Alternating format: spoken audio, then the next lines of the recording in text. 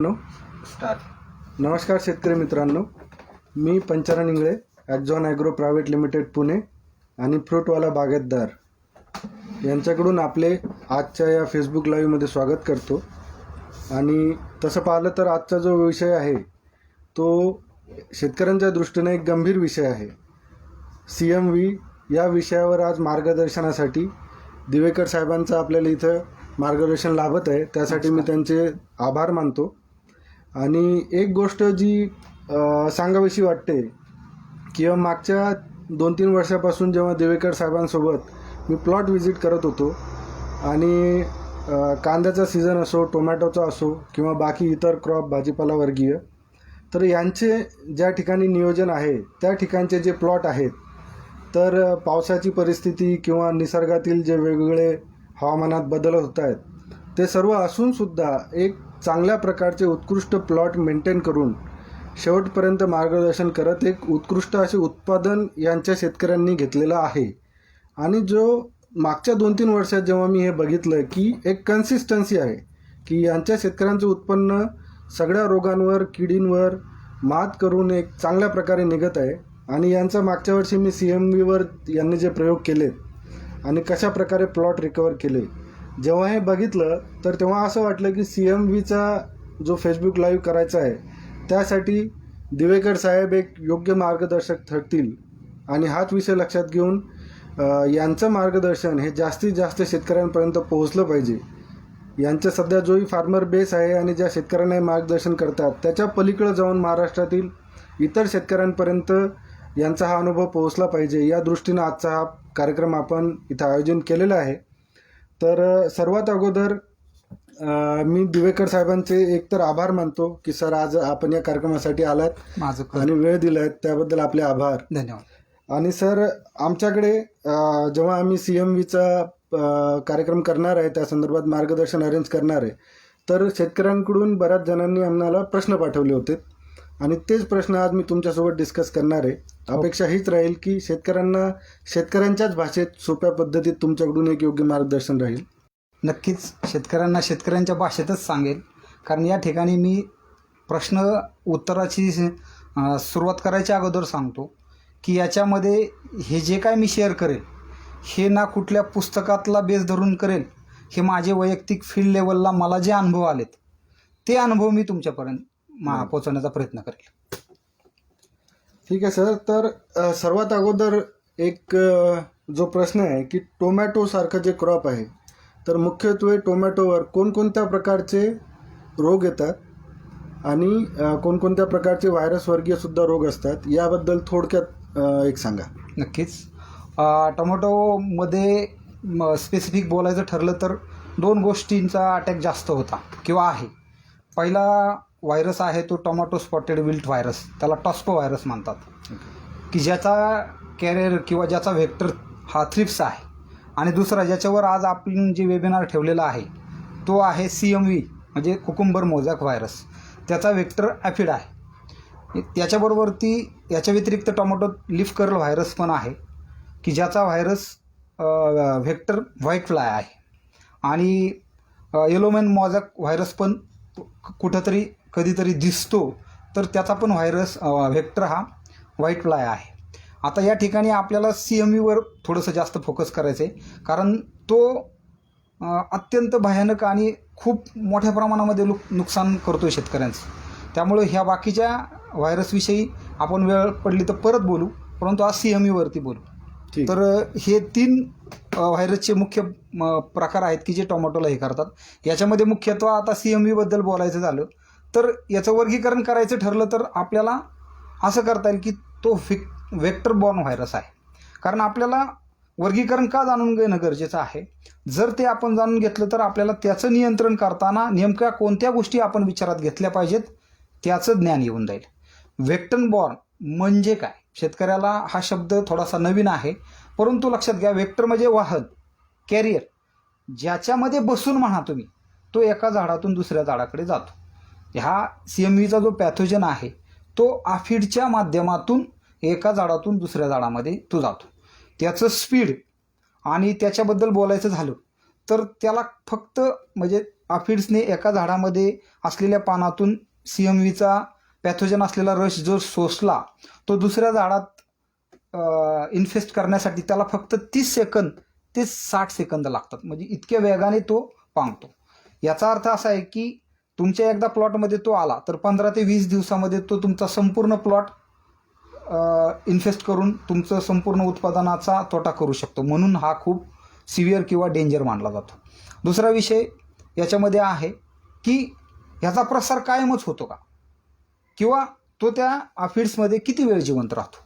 तर तो आफिडच्या त्या सेल्सॅपमध्ये किंवा त्या रसामध्ये जास्तीत जास्त 1 ते 2 तास राहतो. मग याचासुद्धा कसा आपल्याला पुढं नियंत्रणात उपयोग करून घेता येईल ह्या गोष्टीचा ते मी तुम्हाला सांगतोच. कारण 1 ते 2 तास हा विषय ह्यासाठी महत्त्वाचा आहे की तुमच्या प्लॉटच्या आजूबाजूला अशा कुठल्या गोष्टी आहेत की ज्याच्यामध्ये तो ॲफिड्स आहे किंवा त्याच्यावरचा ॲफिड्स तुमच्याकडे 1 ते 2 तासात पोचू शकतो. अशा गोष्टी तुम्ही नियंत्रणात ठेवण्यासाठी काय करता येईल, म्हणून ही गोष्ट तुम्हाला माहीत असली पाहिजे. मग याचं कन्क्लुजन काय आहे, हा व्हेक्टर बॉर्न आहे. ॲफिडच्या माध्यमातून तो एका झाडातून दुसऱ्या झाडात जातो. 30 सेकंदामध्ये तो त्याचं काय इन्फेस्टेशन पूर्ण करून टाकतो. बरोबर. तर आपण सर आत्ता जे बघितलं की याचा प्रसार जो होतो तो ॲफिडच्या माध्यमातून होतो आणि एका झाडावरून तो दुसऱ्या झाडाकडे पसरतो. तर हा जो प्रसार होतो हा प्रसार थांबवण्यासाठी आपण कोणत्या प्रकारची किंवा शेतकरी कोणत्या प्रकारची काळजी घेऊ शकतात? आता प्रसार थांबवणं ज्यावेळेस तो पिकात येतो त्यावेळेस तो प्रसार थांबवणं म्हणजे आजच्या घडीला तरी एकदम स्पष्ट बोलायचं झालं तर इक्वल टू इम्पॉसिबल आहे सध्या तरी. कारण तो प्रसार थांबवता येत नाही. परंतु त्याचा प्रसार का होतो हे पहिलं तुम्ही समजून घ्या. मग जर प्रसार होणारी कारणं जर तुम्ही टाळू शकला किंवा त्याचं नियोजनात विचार केला तर नक्कीच तुम्हाला त्या गोष्टी फायदा. कुठलाही व्हायरसचा प्रसार व्हायचा असेल तर 3 गोष्टी लागतात. एक होस्ट प्लॅन, दुसरं त्याचं हे पॅथोजन आणि त्यासाठी असलेले इन्व्हायरमेंट. मग याचे होस्ट प्लॅन कुठले आहेत, हा पॅथोजन कोणत्या वातावरणामध्ये खूप वेगाने ट्रान्सफर होतो. तर याचं स्पेसिफिक बोलायचं झालं तर एका ओळीमध्ये तर यासाठी 2 गोष्टी जास्त वेगाने पसरवणार आहेत. एक, तुमच्या त्या दिवसाचं टेम्परेचर 23 ते 26 डिग्रीच्या दरम्यान असेल आणि 33 ते 36 डिग्रीच्या दरम्यान असेल याच्यामध्ये तर त्याचा प्रसार जास्त वेगाने. याच्यामध्ये ह्युमिडिटीची पण गरज असते, आर्द्रतेची. तुम्ही हा मुद्दा या ठिकाणी बघा. 2014-15ला पहिल्यांदा ज्यावेळेस CMV नोटीस झाला तो पानावर होता, परंतु मागील 2019 वर्षी तो फळांवरती दिसला. तो कुठं दिसला? संगमनेर अकोले तालुक्यामध्ये महाराष्ट्रामध्ये खूप मोठ्या प्रमाणावर दिसला. खूप मोठ्या म्हणण्यापेक्षा मी तर म्हणेन ऑलमोस्ट 80-90% प्लॉटमध्ये तो प्रॉब्लेम होता. मग नेमका तिथंच का दिसला किंवा तिथंच का आला, तर तिथं तो जो ट्रॅक आहे तो मॅक्झिमम ऑक्टोबर-नोव्हेंबर लागवडीनंतरचा ट्रॅक आहे. आणि ऑक्टोबर-नोव्हेंबरमध्ये ज्या लागवडी होतात त्यावेळेस हेच टेम्परेचर आणि हवेमधली आर्द्रता, दव हे जे आहे नेमकं त्याला पोषक आहे बघा. त्यावेळेसचं टेम्परेचर 23 ते 36 डिग्रीच्या दरम्यानच बऱ्या प्रकारे असतं, म्हणून त्याचा प्रसार त्या याच्यामध्ये होतो. मग या ठिकाणी हे मी का तुम्हाला सांगतोय, याचा अभ्यास असा आहे की तुम्ही कोणत्या महिन्यामध्ये टोमॅटो लावलं पाहिजे, तर त्या महिन्यातलं कमाल किमान टेम्परेचर काय आहे, रिलेटिव्ह ह्युमिडिटीची फोरकास्टिंग काय आहे याचा पण तुम्ही विचार करा. कारण आता एवढे अपडेट्स आपल्याला वेळोवेळी रोजची रोज मार्केटमधून मिळतात. वेदर फोरकास्टिंगचे खूप चांगले रिपोर्ट आत्ता आपल्यापर्यंत पोचत आहेत व्हॉट्सअपच्या माध्यमातून. त्याचा अभ्यास करून तुम्ही त्याचा लागवडीचा हंगाम चूज करताना याचा पण विचार करावा. म्हणजे या ठिकाणी त्याला फेवरेबल एन्व्हायरमेंट मिळालं नाही तर हा पॅथोजन एका होस्टमधून दुसऱ्या होस्टमध्ये तेवढ्या वेगाने जाणार नाही. बरोबर. तर हा मुद्दा विचारात घेणं गरजेचं आहे सर. धन्यवाद सर. सर तुम्ही आता बोलताना एक सांगितलं की सर्वात महत्त्वाचं एक तुम्ही शब्द वापरलाय की होस्ट असणं गरजेचं आहे. तर या CMV व्हायरससाठी सर कोणकोणते होस्ट असतात त्याबद्दल थोडं. होस्टबद्दल बोलायचं झालं तर म्हणजे अंदाजे याला जवळपास 1200 वनस्पती होस्ट म्हणून काम करतात. म्हणजे विचार करा मित्रांनो, हे किती मोठ्या प्रमाणामध्ये याचा अटॅक असतो वेगवेगळ्या स्पेसीसमध्ये. विशेष करून याचा मी सगळ्यात पहिला होस्ट CMVचा म्हणजे आपला कुकुरबिटेसी फॅमिलीमधले जेवढे काही वेलवर्गीय पिकं आहेत ते होस्ट प्लांट म्हणून काम करतात. सोलेनेसी फॅमिली हे आपले टोमॅटो, चिली, ब्रिंजल याचे आहे. किंवा ब्रॉडली बोलायचं झालं तर ग्रॅमिने फॅमिली, लेग्युमिनेसी फॅमिली. आणि सगळ्यात ही जरी पिकं तुमच्या आजूबाजूला नसतील तरी असं एक होस्ट आहे की जो होस्ट नेहमी त्याचा कॅरियर म्हणून काम करतो. तो म्हणजे तुमच्या जमिनीमध्ये, तुमच्या शेतामध्ये असलेला गवतवर्गीय प्रकार. तुमचे जे जमिनीमधले वीड्स पिकामध्ये, उभ्या पिकामध्ये जे गवत आहे ते त्याचे खूप आवडीचे होस्ट आहे.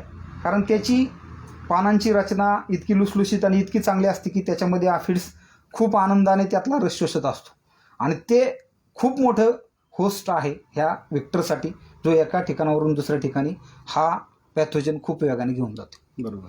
तर होस्ट बाबतीत एवढ्या जरी गोष्टी लक्षात ठेवल्या तरी सर खूप पुरेसे आहे की तुम्ही गवताचं नियोजन व्यवस्थित करा. आणि आजूबाजूला ही मी सांगितलेल्या पिकापैकी कुठली पिकं असतील तर त्या पिकांमध्ये आफिडचं नियोजन किंवा नियंत्रण पर्टिक्युलर तो शेतकरी व्यवस्थित करतोय का हे पहा आणि त्याला त्या दृष्टीने थोडंसं गाईड करा. बरोबर. तर होस्ट आपण बघितलेलं आहे. आता दुसरं असं की सर, आपल्या शेतामध्ये खरंच CMV आला हे ओळखायचं कसं, त्याची लक्षणं काय आहेत? म्हणजे एखादं रॉंग आयडेंटिफिकेशनसुद्धा चुकीच्या ट्रीटमेंटकडे जातं. तर खरंच CMV आलेलं आहे आपल्या प्लॉटवर हे कसं ओळखता येईल? आता हा तसा खूप म्हणजे मी असं म्हणेल की हा प्रश्नच खूप CMVच्या बाबतीत घेतलं तर कॉम्प्लिकेटेड आहे. बरं. कारण CMVचा अटॅक जो आहे तो सुरुवातीला आपण त्या पट्टीत उघड्या डोळ्यांनी निरीक्षण करून नाही ओळखू शकत. कारण तुम्हाला टॉस्पो व्हायरसची लक्षणं समजतील, लिप कर्ल व्हायरसची लक्षणं समजतील, परंतु CMVची लक्षणं तशी लगेच समजणार नाहीत. किंवा तुम्ही कन्फ्यूज होणार ह्यातलं हे टॉस्पो आहे का लिप कर्ल आहे. कारण CMVचं इन्फेस्टेशन जे आहे हे जास्त फळावरती होतं. त्यामुळं लिप स्टेजवरनं लक्षणं आपल्याला तेवढी प्रत्यक्षात म्हणजे 100% ॲनालिसिस करता येणार नाही. पण याच्यात तुम्हाला जर समजलं नाही तर तुम्ही त्या पर्टिक्युलर प्लॅन ज्याच्यावरती तुम्हाला आता मी जी लक्षणं सांगतोय ही दिसली तर ते आपले तुम्ही मार्केटमध्ये असे लॅब आहेत, रिसर्च सेंटर आहेत की जिथं तुम्ही त्याची चाचणी घेऊन त्याच्यामधला पॅथोजन शोधून काढू शकता. मग ती लक्षणं कशी ओळखायची किंवा ती कसं पाहायचं, तर त्या पर्टिक्युलर टोमॅटोच्या प्लॅनची जी पानं असतात ती कुठंतरी पिवळसर झालेली असतात. थोडीशी त्याची छाटा जी ग्रीनरी आहे ती कमी झालेली असते, कर्लिंग झालं असतं. किंवा शेतकऱ्याच्या भाषेत सांगायचं सर तर आपले पक्ष्याची चोचे असतात ना, चिमणीच्या चोचेसारखी निमुळती, ती निमुळती झालेली असतात. आणि फांदीच्या बाबतीत बघताल तर आपल्याला आपले जे स्पोर्ट्स शूज असतो शाळेत आपण जाताना त्याची जी लेस असती अशी चपट्या टाईपची फांदी कशी असती, गोल असती. बरोबर. परंतु लेस जी असती ना ही थोडीशी चपटी असते. तर त्या फांद्यांवरती तो गोलपणा कमी होऊन तशा बोटाच्या लेससारख्या स्वरूपाची फांद्या बनतात. आणि फळांवरची लक्षणं जर त्याच्याबद्दल बोलायचं ठरलं तर ते मात्र लगेच समजतं. फळांवरची लक्षणं याच्यामध्ये सगळ्यात पहिला येतो ते ॲबनॉर्मल फ्रुट्स, म्हणजे फळाचा जो शेप असतो तो शेप थोडासा रेग्युलर शेपपेक्षा वेगळा असतो. दुसरं त्याचं डिस्कलरिंग होतं, त्याला ढवळापणा किंवा पिवळापणा किंवा असा वेगळाच रंग येतो, ते पण लगेच फळ करतं. तिसरं ज्याच्यामध्ये आतमधून पोकळपणा येतो, त्याला वजन नसतं त्या फळाला. किती त्यातलं फळ तुम्ही कुठलं वजन केलं तर 50 ग्रॅमच्या पुढं ते फळ भरत नाही, 30 ते 50 ग्रॅमच त्याचं वजन असतं. हा व्हायरस का जास्त डेंजर, याचं कारण हेच की फळावर आल्यावरतीच आपल्याला कळतो आणि तेव्हा बऱ्या प्रकारे आपल्या हातातून सगळ्या गोष्टी निघून गेलेल्या असतात, वेळ गेलेली असते. त्यामुळं ह्या व्हायरसला तेवढं सहज जो शेतकरी घेईल तो 100% आपल्या पायावरती कुऱ्हाड मारून घेईल किंवा त्याची टोमॅटोची शेती येणाऱ्या काळामध्ये धोक्यात येईल. त्यामुळं ही लक्षणे ओळखून कुठं झाडावरती स्टार्टलाच लक्षणं दिसली तर त्या झाडाची लगेच लॅबच्या मार्फत चाचणी करून त्याच्यामध्ये CMVचे पॅथोजन आहेत का नाहीत याची खात्री तुम्ही अवश्य करून घ्यावी आणि त्यानंतर नियोजन तात्काळ पुढचं नियोजन करावं. सर, जसं आपण आता डिस्कस करताना सांगितलं की एकदा तो डिटेक्ट झाला आणि त्याचा मोठ्या प्रमाणावर स्प्रेड झाला तर आपण जास्त काही करू शकत नाही. तर सुरुवातीच्याच काळात म्हणजे आपण म्हणू की लागवडीच्या अगोदर, ठीक आहे, जेव्हा आपण नर्सरीचे रोपं वगैरे घेतो तर त्यावेळेस काही उपाययोजना करता येतील का की तेव्हापासून आपण हा धोका थोडा कमी करता येईल किंवा टाळता येईल? नक्कीच सर. मुळात आता तुम्ही लक्षात घ्या, या ठिकाणी नर्सरीच्या मधली जी मॅनेजमेंट आहे ती मॅनेजमेंट म्हणजे CMVच्या व्यवस्थापनातील पाया आहे. पुढं तुमच्या मुख्य शेतीमध्ये तुम्ही ते ट्रान्सप्लांटिंग केल्याच्या नंतर जो काही खर्च किंवा ज्या काही गोष्टी करतात ती इमारत आहे, परंतु त्या इमारतीचा ढाचा हा पुढं जाऊन सक्षम ठरणार आहे का ढासळणार आहे हे जर कुठे ठरणार असेल तर ते नर्सरीत ठरते सर. बरोबर. आणि नर्सरीच्या व्यवस्थापनामध्ये CMVचा खूप मोठा विषय. बरं ते का? तर मला इथं आवर्जून मी तुम्हाला सांगतो, शेतकऱ्यांनी इथं बऱ्याच वेळेस शेतकरी मिसगाईड होतोय. CMV हा सीड बॉर्न नाही आहे, म्हणजे तो कुठल्याही कंपनीच्या बियाण्यातून तुमच्या शेतात आलाय असं जर तुम्हाला कोण सांगत असेल किंवा तुमच्या ऐकवात असेल तर तो मुद्दा तुम्ही पहिला काढून टाका. CMV हा सीड बॉर्न नाही आहे. मार्केटमध्ये कुठल्याच कंपनीची अशी कोणतीही व्हरायटी नाही आहे की जी व्हरायटी CMVला रेजिस्टन्स आहे किंवा टॉलरन्स आहे. सगळ्या व्हरायट्या बदलत्या वातावरणानुरूप, त्या जमिनीतल्या असलेल्या सपोर्टनुसार आणि मिळणाऱ्या परफॉर्मन्सनुसार कमी जास्त व्हेरिएशनमध्ये CMVचं इन्फेस्टेशन दाखवतातच. मग याची सुरुवात ही नर्सरी स्टेजलाच झालेली असते. कारण आफिड्स हा जो व्हेक्टर मी तुम्हाला सांगितलं त्याचा अटॅक कुठं कुठं होऊ शकतो याची पहिली विंडो ही पहिलं बियातून रोप बाहेर पडल्याच्या नंतरची आहे ती आहे. कारण त्यावेळेस अत्यंत नाजूक आणि लुसलुशीत रोपं असतात. त्यामुळे नर्सरी व्यवस्थापनामध्ये शेतकऱ्यांनी अवश्य ती खबरदारी घेतलीच पाहिजे आणि तिथलं व्यवस्थापन अत्यंत महत्त्वाचं आहे. बरोबर.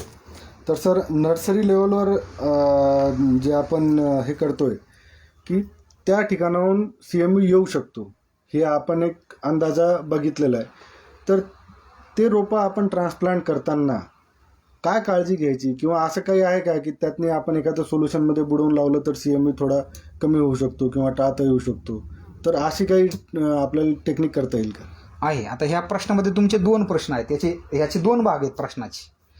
हा बुडवण्याचा भाग दुसरा आहे. अगोदर तुम्ही जो नर्सरीतलं काही काळजी घेता येईल हा जो प्रश्न विचारला, याच्यामध्ये सगळ्यात महत्त्वाचं लक्षात घ्या, इथं तुमची योग्य नर्सरीची निवड होणं आवश्यक आहे रोपांसाठी. मी विशेष करून जुन्नर तालुक्यात काम करतोय. अभिमानाने सांगतो की जुन्नर तालुका पश्चिम महाराष्ट्रात किंवा महाराष्ट्रात टोमॅटोच्या लागवडी क्षेत्राच्या बाबतीत सर्वात जास्त लागवड क्षेत्र असणारा नाशिकमधील तालुक्यानंतरचा तालुका आहे. तरी पण दुसरीकडे 2016 साली CMV येते आणि आज 2021 चालू आहे, परंतु इथं तेवढा अटॅक नाही. याचा अर्थ ह्या जुन्नर आंबेगाव तालुक्यातले जे नर्सरीवाले आहेत हे क्वालिटी काम करत आहेत. त्यातले त्यात शेतकऱ्याला चांगल्या प्रकारचं उत्कृष्ट रोप कसं देता येईल इथं भरपूर स्पर्धा आहे.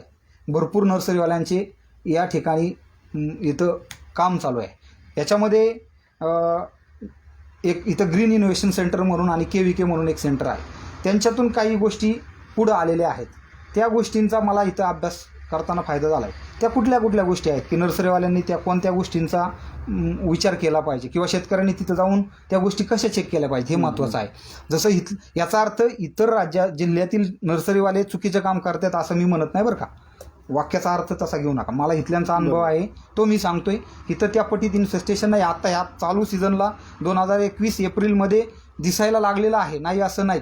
परंतु 2016 ते 2021 याच्या 5 वर्षात जर जुन्नर तालुका एवढं क्षेत्र असताना जर सेफर झोनमध्ये आहे तर याचा अर्थ नक्कीच त्यांचं श्रेय त्यांना दिलं पाहिजे की ते चांगलं काम करतात. याच्यामध्ये चांगलं काम करताना नर्सरीवाल्यांनी सगळ्यांनी कुठल्या गाईडलाईन फॉलो करणं गरजेचं आहे किंवा शेतकऱ्यांनी तिथे गेल्याच्या नंतर कोणत्या प्रायोरिटी चेक करणं गरजेचं आहे हे लक्षात घ्या. एक, त्या नर्सरीमध्ये डबल डोअर सिस्टीम आहे का? कारण हा आफिड्स किंवा व्हाईट फ्लाय थ्रिप्स हे जे टॉस्पोचे, लिप कर्लचे आणि CMVचे व्हायरस आतमध्ये जातात.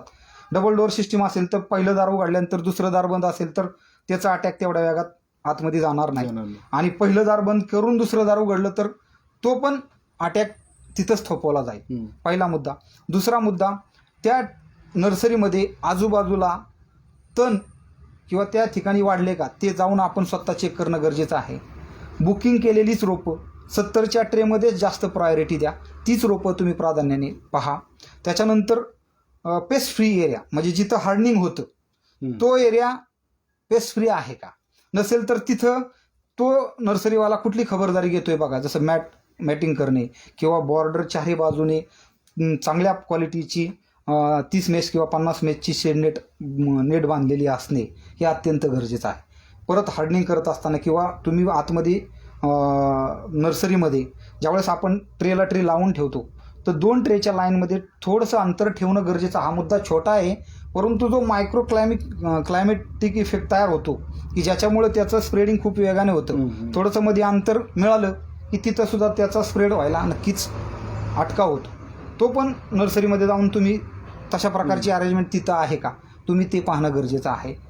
विडीसाईडचा विषय तर सांगितला, विडचा.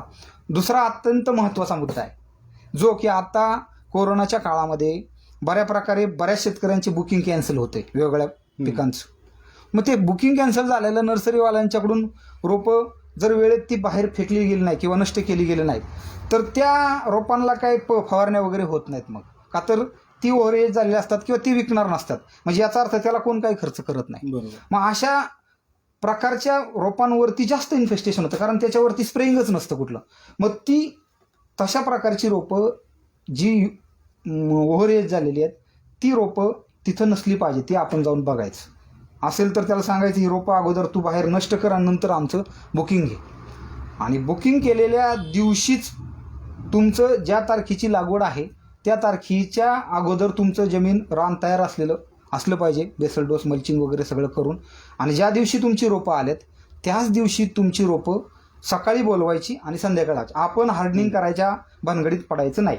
कारण आपल्या आजूबाजूचं जे परत क्लायमेट आहे किंवा तिथं ह्या रसशोषक किडींचे बाकीचं एन्व्हायरमेंट कसं आहे, अंडी किंवा त्याचं निम्फ ॲडल्ट प्युपल ह्या सगळ्या गोष्टी कशा आहेत याचा परत अटॅक तिथं होतोय.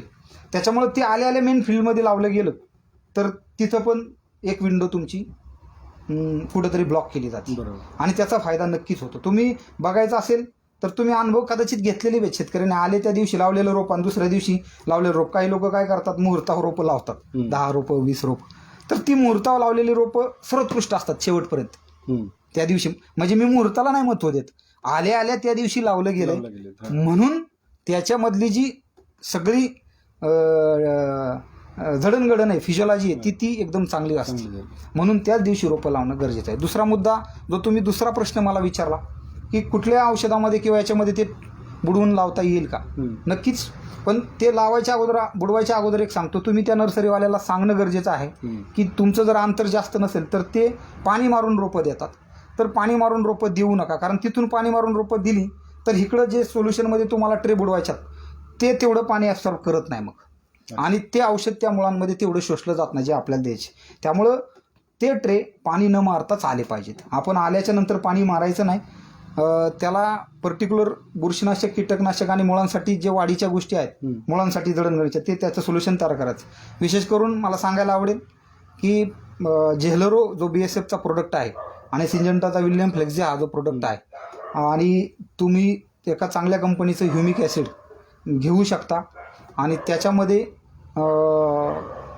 तुमच्या ट्रेचे जे कप आहेत ते बुडवू शकता. इथं एक खबरदारी घ्या, इथं मी ट्रेचे कप बुडवायला सांगतोय, झाडं नाही.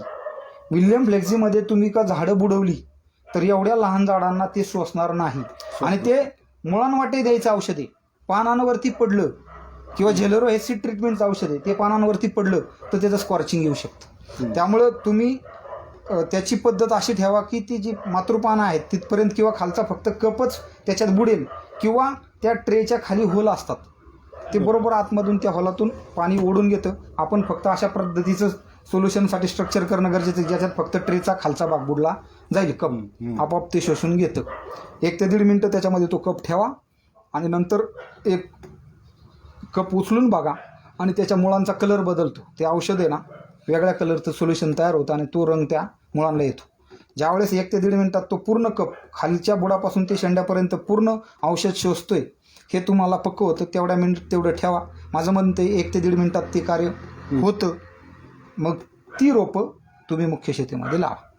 माझं असं म्हणणं आहे एक वेळ तुम्ही टमाटो लावू नका जर तुम्हाला याचा कंटाळा असेल तर.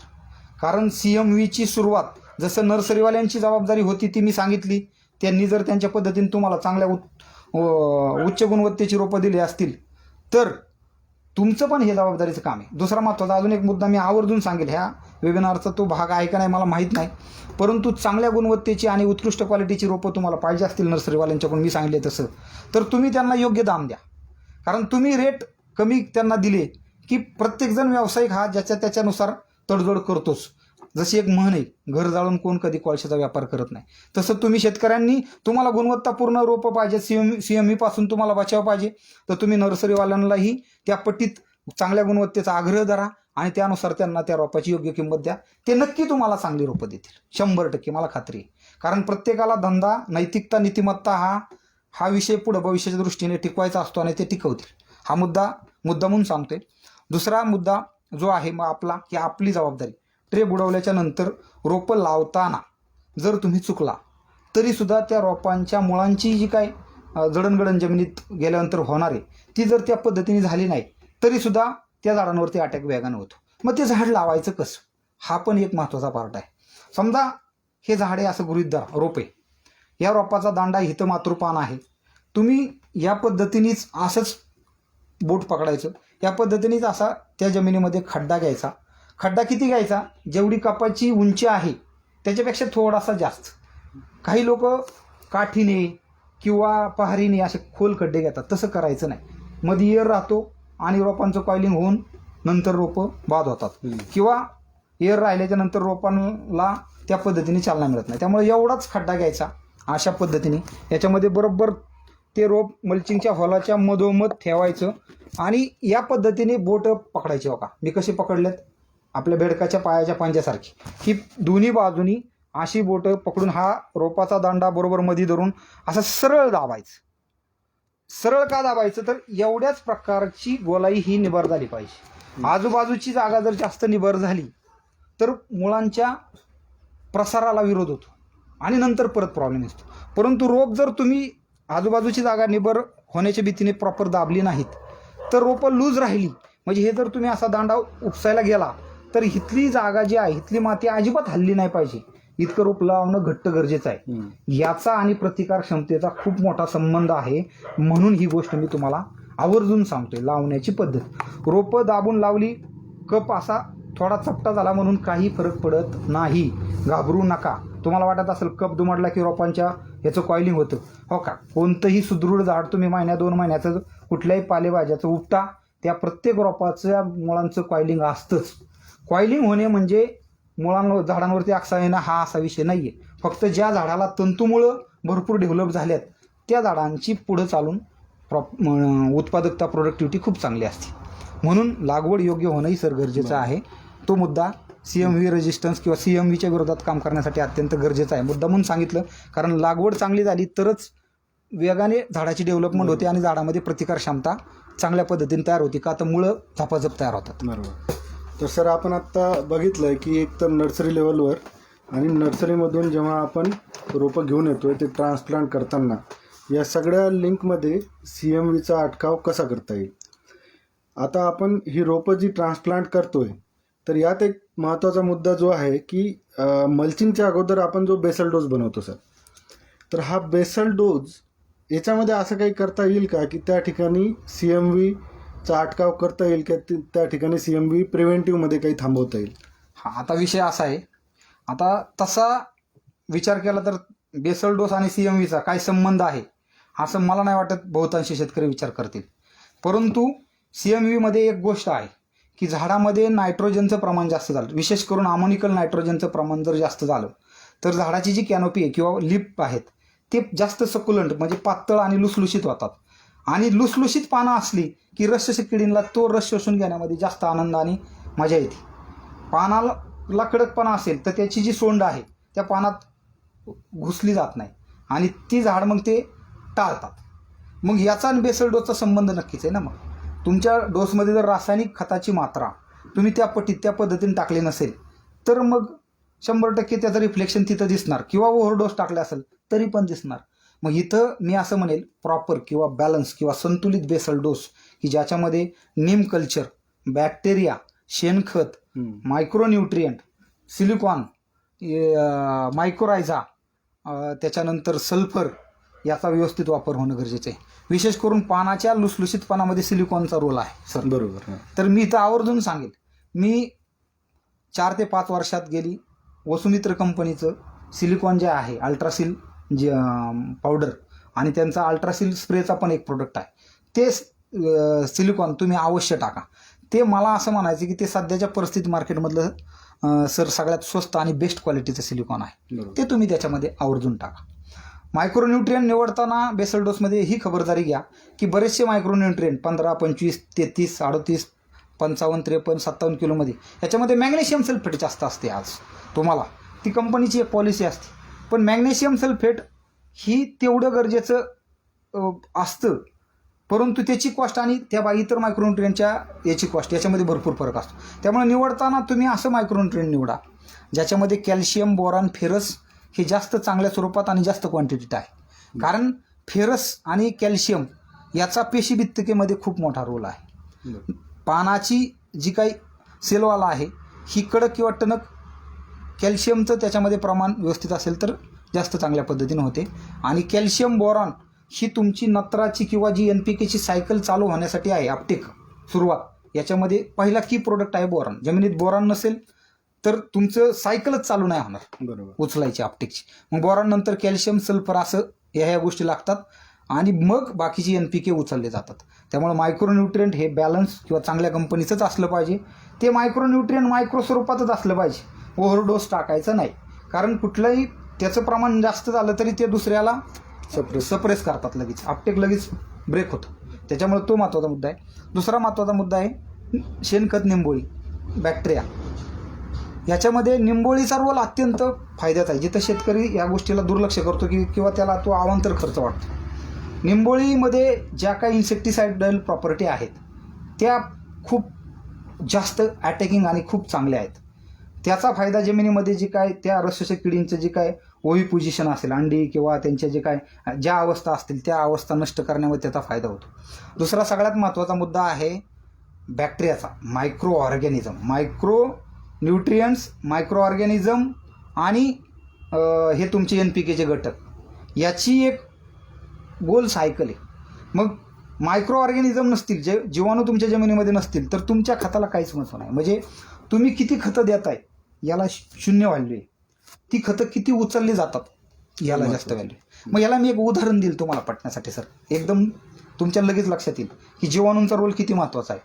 आपल्या एखाद्या शेतामधून उभी पट्टी असेल, आपल्याला जर कुठल्या गोष्टी बाहेर काढायच्या असतील तर आपण ट्रॅक्टर किंवा बैलगाडी किंवा ह्यानी जे काही बाहेर काढतो, तर ज्या चाकोरीतून बाहेर काढतो, ज्या रस्त्यातून, तिथं परत तुम्ही किती रान कोरड्यात तयार केलं, नांगरट केली, रोटर मारला, किती भुसभुशीत केलं, तरी ज्या चाकोरीतून वाहनं बाहेर काढलेले आहेत त्या चाकोरीतील बेड असेल, पीक असेल कुठलंही, त्याचा विकास प्रॉपर होत नाही, डेव्हलपमेंट प्रॉपर होत नाही. ती रोपं महागच राहतात, त्याची मुळं तेवढी चालत नाहीत किंवा ती रोगांना लवकर बळी पडतात.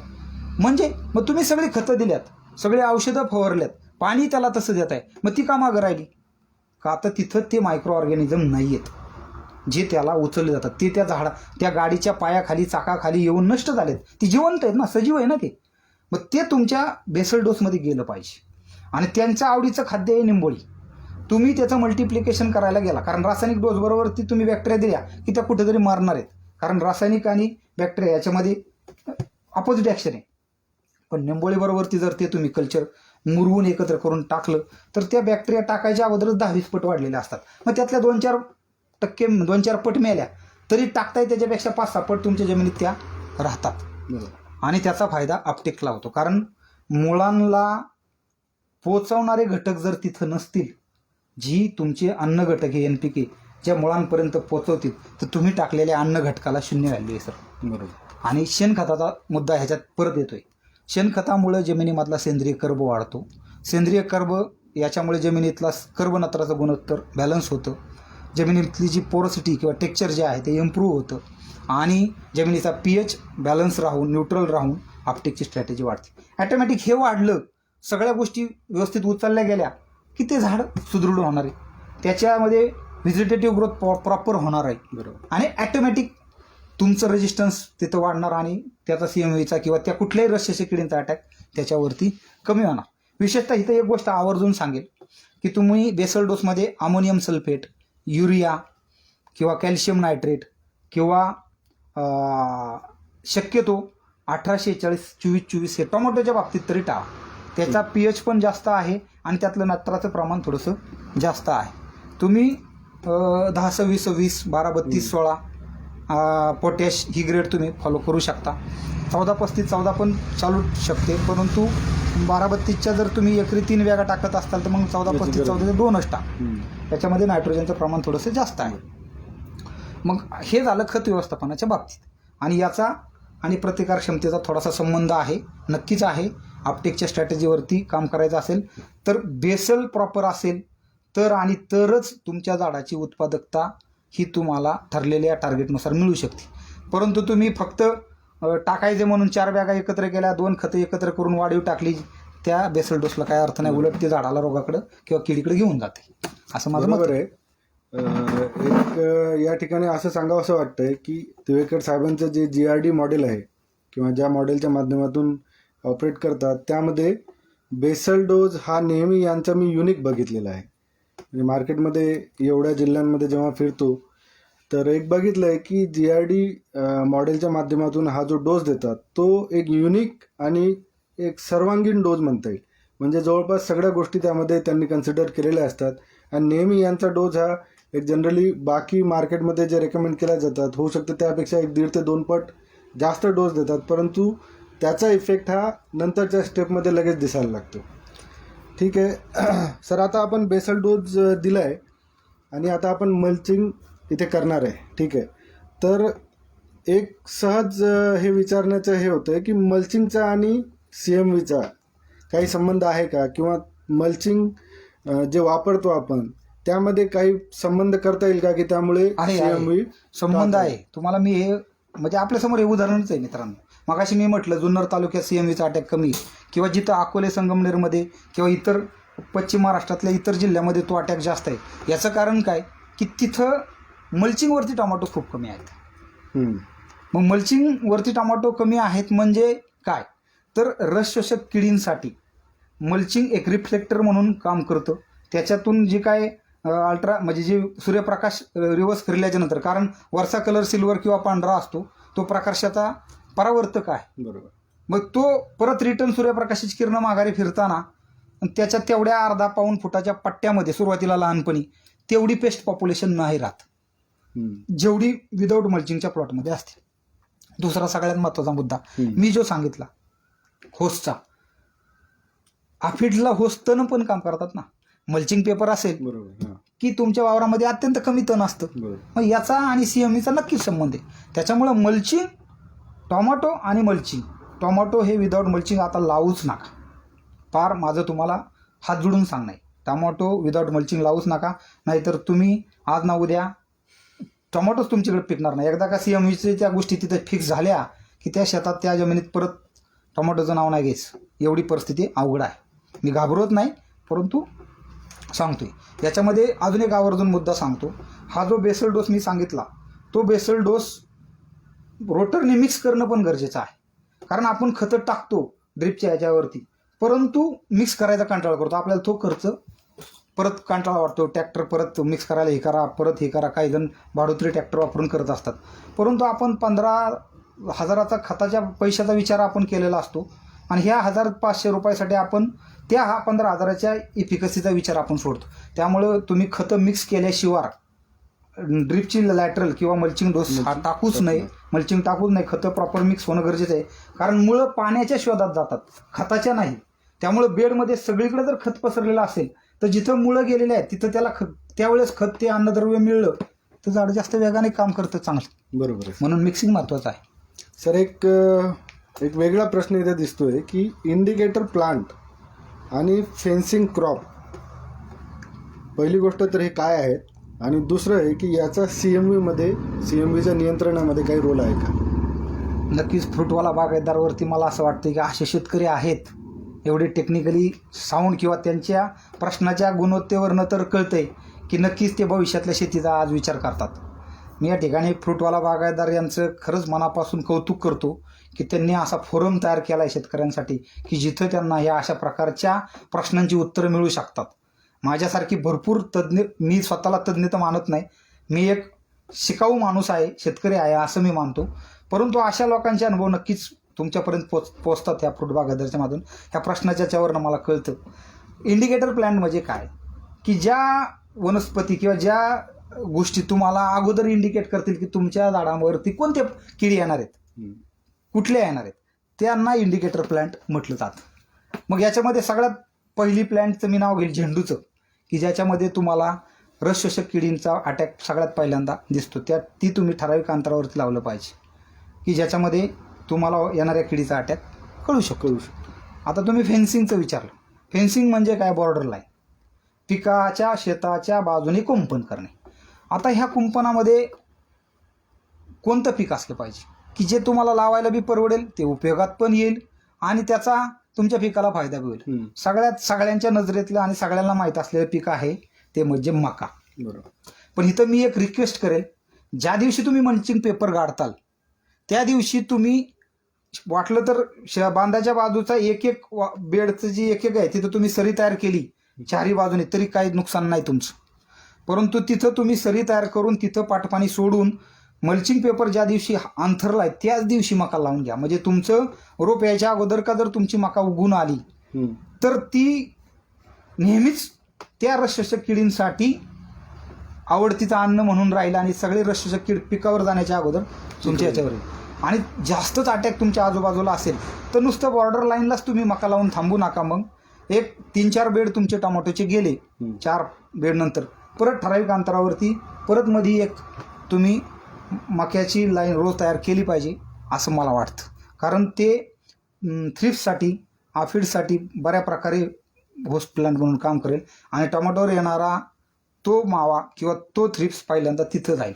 जोपर्यंत तिकडं अन्न मिळतं तोपर्यंत तुमच्याकडे ते इकडे येणार नाही. त्यामुळं त्याचा तुम्हाला प्रचंड फायदा होईल. मी तर म्हणेल टोमॅटो नंतर लावा, मका अगोदर लावा. मस्ट ते खूप गरजेचं आहे. म्हणजे मक्याचा खूप महत्वाचा रोल. येस. CMV जर कंट्रोल करायचा तर अगोदर मका लावणं गरजेचं. आणि बाहेरून येणारा जे वाऱ्यातून किंवा ह्याच्यातून येणारा आजूबाजूच्या ठिकाणावर येणारा जो आफिड्स आहे किंवा तो तिथं अडकल ना. बरोबर. त्यामुळे त्याचा फायदाच आहे. आणि ती मका तुम्ही चाऱ्यासाठी वापरू शकताय नंतर. आणि मकाचं बियाणं पण स्वस्त आहे, लावायला काही प्रॉब्लेम नाही सर. बरोबर. तर सर आपण आता मल्चिंग लावलेलं आहे आणि आपल्या टोमॅटोची सुरुवात झालेली आहे. तर यामध्ये सर्वात महत्त्वाचा मुद्दा येतो की CMV आणि जे पाणी व्यवस्थापन आहे याचा काही संबंध आहे का, आणि तो जर आहे तर कसा संबंध आहे आणि काय करता येईल त्यावर? तसं हा संबंध आपण इनडायरेक्टली जोडू शकतो. संबंध तर प्रत्येक गोष्टीचाच येतोय. मग प्रतिकार क्षमतेशी संबंध आला म्हणजे प्रत्येक गोष्ट जी तुम्ही शेतात करताय त्याचा संबंध आला. आता पाणी व्यवस्थापनाच्या बाबतीत बोलेल तर मी असं तुम्हाला एक 2-3 गोष्टी सांगतो. इथं थोडंसं टेक्निकल बाजू तुम्ही समजून घ्या सर. हा पण प्रश्न खूप चांगला आहे. कारण असे प्रश्न एवढे बारकाईने किंवा विचारणार नाही लोक. लोकांना अशा गोष्टी लोकांना फक्त रोग कीड दिसतं. परंतु इथं काय माहिती आहे का, प्रश्न विचारांनी ही खबरदारी घेतलेली दिसते. आणि मला तर वाटतं माझा GRD मॉडेलचा पण आत्मा तोच आहे की प्रॉब्लेम आल्यावरती सोल्युशनवर फोकस करण्यापेक्षा तो प्रॉब्लेम का येतोय, कसा येतोय, कुठून येतोय ती विंडो बंद करायची. आणि ही विंडो बंद करण्याचं एक महत्त्वाचं वेपन आहे की योग्य पाणी व्यवस्थापन. आता याचा रोगाचा किडीचा संबंध कसा आहे मी तुम्हाला सांगतो.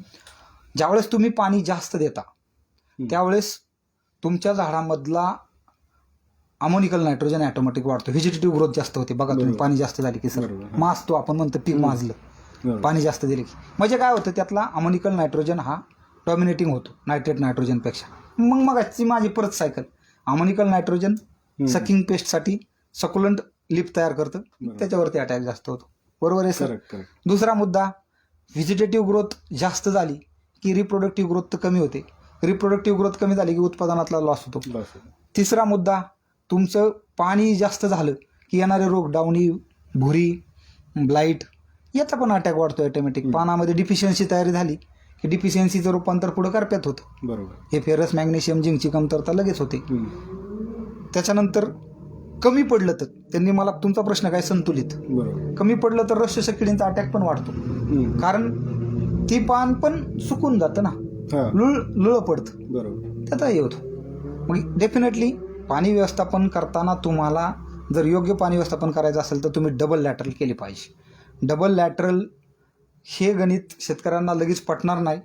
GRD मॉडेल, कृषी शक्ती शाश्वत शेती मॉडेल, जसं मी मगाशी रोपांना ट्रेला बुडवण्याची ट्रीटमेंट आहे ना, ही मी मोठ्या प्रमाणामध्ये खऱ्या अर्थाने सगळीकडे पोहोचवलेली आहे. आज प्रत्येक टोमॅटो उत्पादक शेतकरी हा ट्रे बुडवूनच लावतोय औषधामध्ये.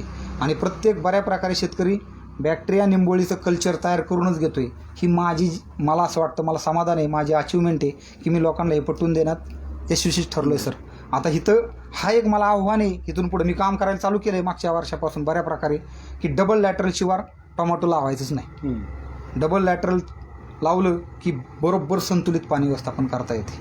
कारण पाणी व्यवस्थापन आणि रोग कीड निर्मिती ही उगमस्थान आहे. चुकीचं पाणी व्यवस्थापन हे निर्माण होणाऱ्या किडींचं, निर्माण होणाऱ्या रोगांचं उगमस्थान आहे सर. बरोबर. त्याच्यामुळं आता डबल लॅटरल असणं महत्त्वाचं आहे. जे डबल लॅटरल तुम्ही म्हणताय, आता एक साहजिकच आहे की सिंगल लॅटरल आणि त्याचंच जर डबल केलं तर खर्च हा दुप्पट झाला शेतकऱ्यांसाठी.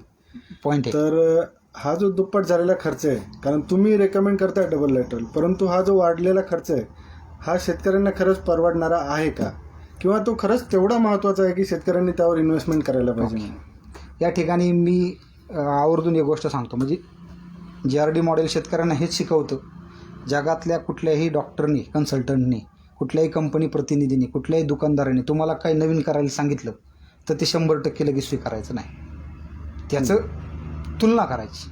डबल लॅटरलचा खर्च परवडतो का नाही परवडतो याचं उत्तर मी देण्यापेक्षा तुम्ही डबल लॅटरल करताना तुमच्या शेतातील 1 किंवा 2 बेडला सिंगल लॅटरल ठेवायची आणि बाकीच्या सगळ्या प्लॉटला डबल लॅटरल करायची.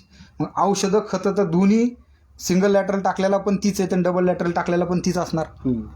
परंतु होणाऱ्या उत्पादकतेमध्ये किती मोठा डिफरन्स आहे याचं तुम्ही नोटीस करायचं. तुम्ही म्हणताल एक वेळ अर्धा एकर कमी लावू, पण डबल लॅटरल चांगलं उत्कृष्ट क्वालिटीचं 30 मायक्रॉनचंच मल्चिंग टाकल्याशिवाय पीक लावायचंच नाही. मगाशी मी सांगताना अजून एक मुद्दा राहिलो, ह्याच्या निमित्ताने आठवला की मल्चिंगचे सुद्धा तुम्ही 200-500 रुपयाच्या रेटकडे बघून स्वस्त मल्चिंग घेण्याच्या फांद्यात पडू नका. तशा प्रकारचं मल्चिंग टाकणे म्हणजे फक्त मानसिक समाधान आहे. त्याच्यातून तुम्हाला मी सांगितलेल्या कोणत्याही गोष्टी साध्य होणार नाहीत.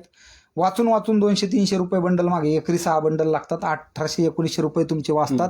परंतु ते तुमचं किती लाखाचं उत्पन्न बुडवतंय हे तुम्हाला ज्या दिवशी तुम्ही उत्कृष्ट क्वालिटीचे मल्चिंग टाकताल त्यावेळेस तुम्हाला म्हणजे माझं म्हणणं आहे, मार्केटमध्ये पारचा मल्चिंग चांगला आहे, ॲग्रोप्लास्ट विनेगर चांगला आहे, नोनयूजचं चांगलं आहे, किंवा लोकलमध्ये पण असे बरीच लोक आहेत की जे गुणवत्तापूर्ण मल्चिंग देतात. त्यांचं मल्चिंग तुम्ही सिलेक्ट करा. ते ओळखायचं कसं, तर 30 मायक्रॉनचं बंडल 3.25 फुटाचा हा 10.5 किलो असतो आणि दुसरा 11.5 किलो असतो 4 फुटाचा. काही लोक एवढे हुशार असतात फसवणारे, आतमधले जे दांडकं आहे ज्याच्यावरती गुंडाळलं जातं त्याचं वजन वाढवतं. आपण काय करायचं, दांडकं सोडायच्या आधी मल्चिंगच्या बंडलचं वजन करायचं आणि मल्चिंग पेपर टाकून झाल्यानंतर जी दांडकं राहते त्या दांडक्याचं वजन करायचं. मग याच्यामध्ये तुम्हाला लगेच कळणार 10.5 किलोचा मल्चिंगचा बंडल तुमचा आलाच पाहिजे 3.25 फुटाचा. मग समजायचं तो 30 मायक्रॉन, काही विषय नाही, तिथं काही चोरी होत नाही. परंतु तुम्ही 30 रेटच्या नादात तो तुम्हाला समोरचा 27 मायक्रॉनचा सांगणार, निघताना तो 20 मायक्रॉनचा निघतो. 30 मायक्रॉनचा सांगणार का तर 200 तुमच्याकडून कमी घेताय ना, तो 25 मायक्रॉनचाच निघतो. म्हणजे संपलं तिथं. 6 बेल मागं 1200 वाचवता, पण इकडे 2 लाखाच्या तुम्हाला फटका बसतो. त्यामुळे तिथं पण स्वस्त मिळते म्हणून दुसऱ्या गावात जाऊन आणू नका. जिथं गुणवत्तापूर्ण ओरिजिनल कंपनीचं मल्चिंग मिळते तिथून तुम्ही मल्चिंग घ्या.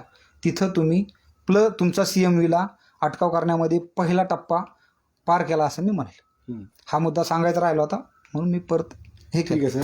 आता जे डबल लॅटरलची टेक्निक तुम्ही सांगितलेली आहे, जर एखाद्या शेतकऱ्याचं असं असेल की डबल लॅटरलचा खर्च समजा सध्या त्याला न झेपण्यासारखा वाटतोय, तर त्यासाठी काय अल्टरनेट उपाययोजना करता आहे? समजा अल्टरनेटिव्ह उपाययोजना अशी आहे की त्यांनी जर तो प्लॉट उन्हाळी असेल किंवा हे असेल तर त्यांनी पाटपाण्याची पण व्यवस्था ठेवायची. मग अरेंजमेंट तोट्या काढून त्या पद्धतीने, म्हणजे ज्यावेळेस महत्त्वाची अवस्था आहे 45-55 दिवसाचा प्लॉट आहे त्यावेळेस आपल्याला पाटपाणी पण देता आलं पाहिजे, कारण तेव्हा मुळांची तहान भरपूर असते.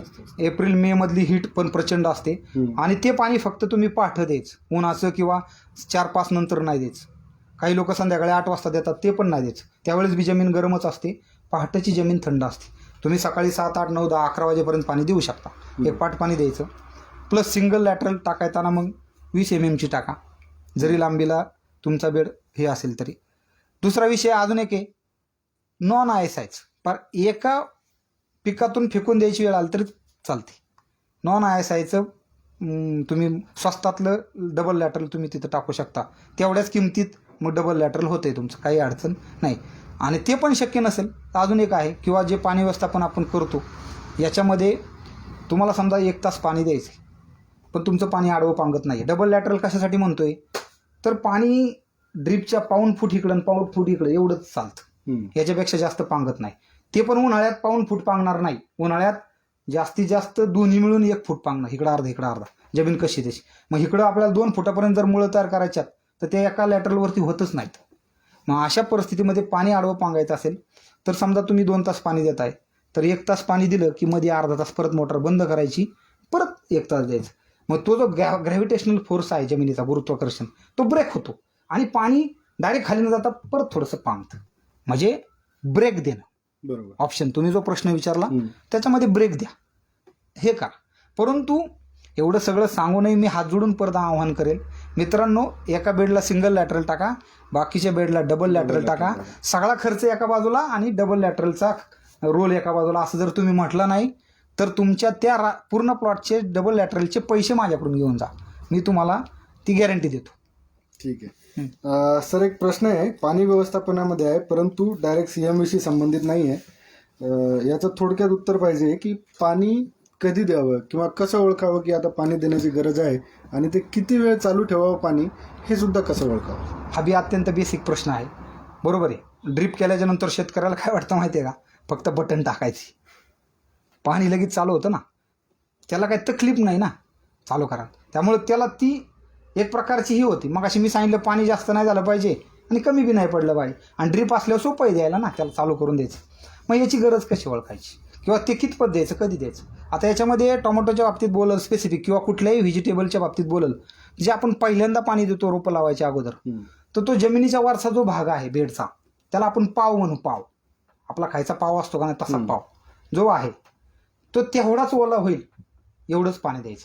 म्हणजे जमिनीतली जी मूळची जुनी ओल आहे, वॉटर टेबल लेवल, आपली पाण्याची पातळी, त्या लेवलला ही ओल नाही मिळाली पाहिजे, एवढं पाणी द्यायचं नाही. जर का वरची ओल जुन्या ओलीला मिळाली, जमिनीचा जोम संपला, पिकाला ताकद मिळणारच नाही. तुम्ही कितीही खतं औषधं सोडा, 50% जमीन रिवर्स चालणार. म्हणून पाणी व्यवस्थापन संतुलितच पाहिजे. आता हे ओळखायचं कसं? हे झालं, तुम्ही प्रत्येकजण सांगतोय तुम्हाला की हे पाणी एवढंच द्या, तेवढंच द्या, पण 3 दिवसांनी द्यायचं, 4 दिवसांनी द्यायचं, 2 दिवसांनी द्यायचं, 1 तास द्यायचं का, अर्धा तास द्यायचं का, 4 तास द्यायचं, हे कसं ओळखायचं? हा प्रश्न आहे सर. बरोबर, हाच प्रश्न. तर इथं मी तुम्हाला एक सांगेल, ज्यावेळेस पहिल्या 15-20 दिवसातलं तुमचं रोप असते, त्यावेळेस पहिल्यांदा ज्यावेळेस तुम्ही पूर्ण पाणी देता, मग कोणत्या महिन्यात लागवड आहे त्याच्यानुसार विषय आहे, पण तरी सांगतो, एक 5 फुटाचा मल्चिंगचा बेड मोकळा ठेवायचा, तिथं मल्चिंग गाडायचं नाही. त्या 5 फुटाच्या बेडमध्ये मका लावायची, टोमॅटोच्याच लाईनला. मका हे अत्यंत पाण्याला सेन्सिटिव्ह पीक आहे, ते लगेच तहान दाखवतं, सुकवा दाखवतं पाण्याला कमी पडलं की. टोमॅटोच्या अगोदर 2 दिवस ते पाण्याला येतं, आणि शिवाय विदाऊट मल्चिंग असतं. म्हणजे मल्चिंगच्या आतली जमीन थोडी जास्त उशिरा वाळणार आहे, उलट विदाऊट मल्चिंग लगेच वाळणार. बरोबर. मग तिथं तुम्ही उकरून बघू शकता पाण्याची लेवल, की आपल्या टोमॅटोची मुळं जर समजा एवढी जमिनीत खाली गेलेल्या असतील, तर तुम्ही हाताने तेवढी खोल माती उकरून तिथली जमिनीतली मॉइश्चर लेवल आपल्या हातामध्ये त्याचा गट्टू करून बघू शकता वापसा परिस्थिती. जर ती कोरडी असेल त्यावेळेस तुम्ही पाणी द्यायचं. आणि किती तास द्यायचं, तर त्या 5 फुटामध्ये निरीक्षण करा ना, तेव्हा बेड आपल्याला जेवढी पाहिजे ओलावी दोन्ही बाजूला, तेवढं जितक्या मुळांच्या कक्षा आहेत तेवढं गेलं पाहिजे. पाणी का पहिल्या टप्प्यात तुमच्याकडून जास्त गेलं तर तिथं झाडाची लढण्याची आणि उत्पादन देण्याची क्षमता कमी होते मित्रांनो, हे लक्षात घ्या. त्याला पाणी पहिल्यांदा तरी कमीच गेलं पाहिजे, जेवढं लागतं तेवढं नेटकं. कारण पाणी कमी पडलं नाही तर मुळं शोधात जाणारच नाहीत, मुळं तिथली तिथं स्टॅग्नेट होणार, तंतुमुळांची वाढ होणारच नाही. त्यामुळं बेड पहिल्यांदा वाला केलेला असतो ना, तो 15 दिवसात बरोबर तिकडं मुळांना खेचतो लांबीला. म्हणून देताना पाणी नेटकंच द्या. त्याच्यात तुम्ही स्प्रिंकलरचा पण वापर करू शकता, परंतु हा बी एक खर्चाची बाजू आहे. त्याच्या संदर्भात समजा डिटेल ज्ञान मार्गदर्शन पाहिजे असेल तर ज्याला शंका आहे त्यांनी मला पर्सनली परत कॉल करा, कारण आपल्याला थोड्या वेळात भरपूर काही मुद्दे कव्हर करायचे आहेत, एवढे काय मुद्दे कव्हर होणार नाहीत.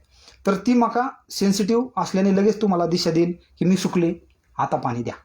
मग मका सुकल्याच्या नंतर दुसऱ्या दिवशी किंवा एप्रिल लागवडीला जनरली मी असं बोलेल, किंवा मार्च लागवडीला, 25 मार्चच्या लागवडीला आत्ताच्या पहिलं पाणी भरपूर दिल्याच्यानंतर एक 4-5 दिवस तर पाणी तुम्ही द्यायचंच नाही, काही झालं तरी 5 दिवस ड्रेंचिंगवरच ठेवायचं.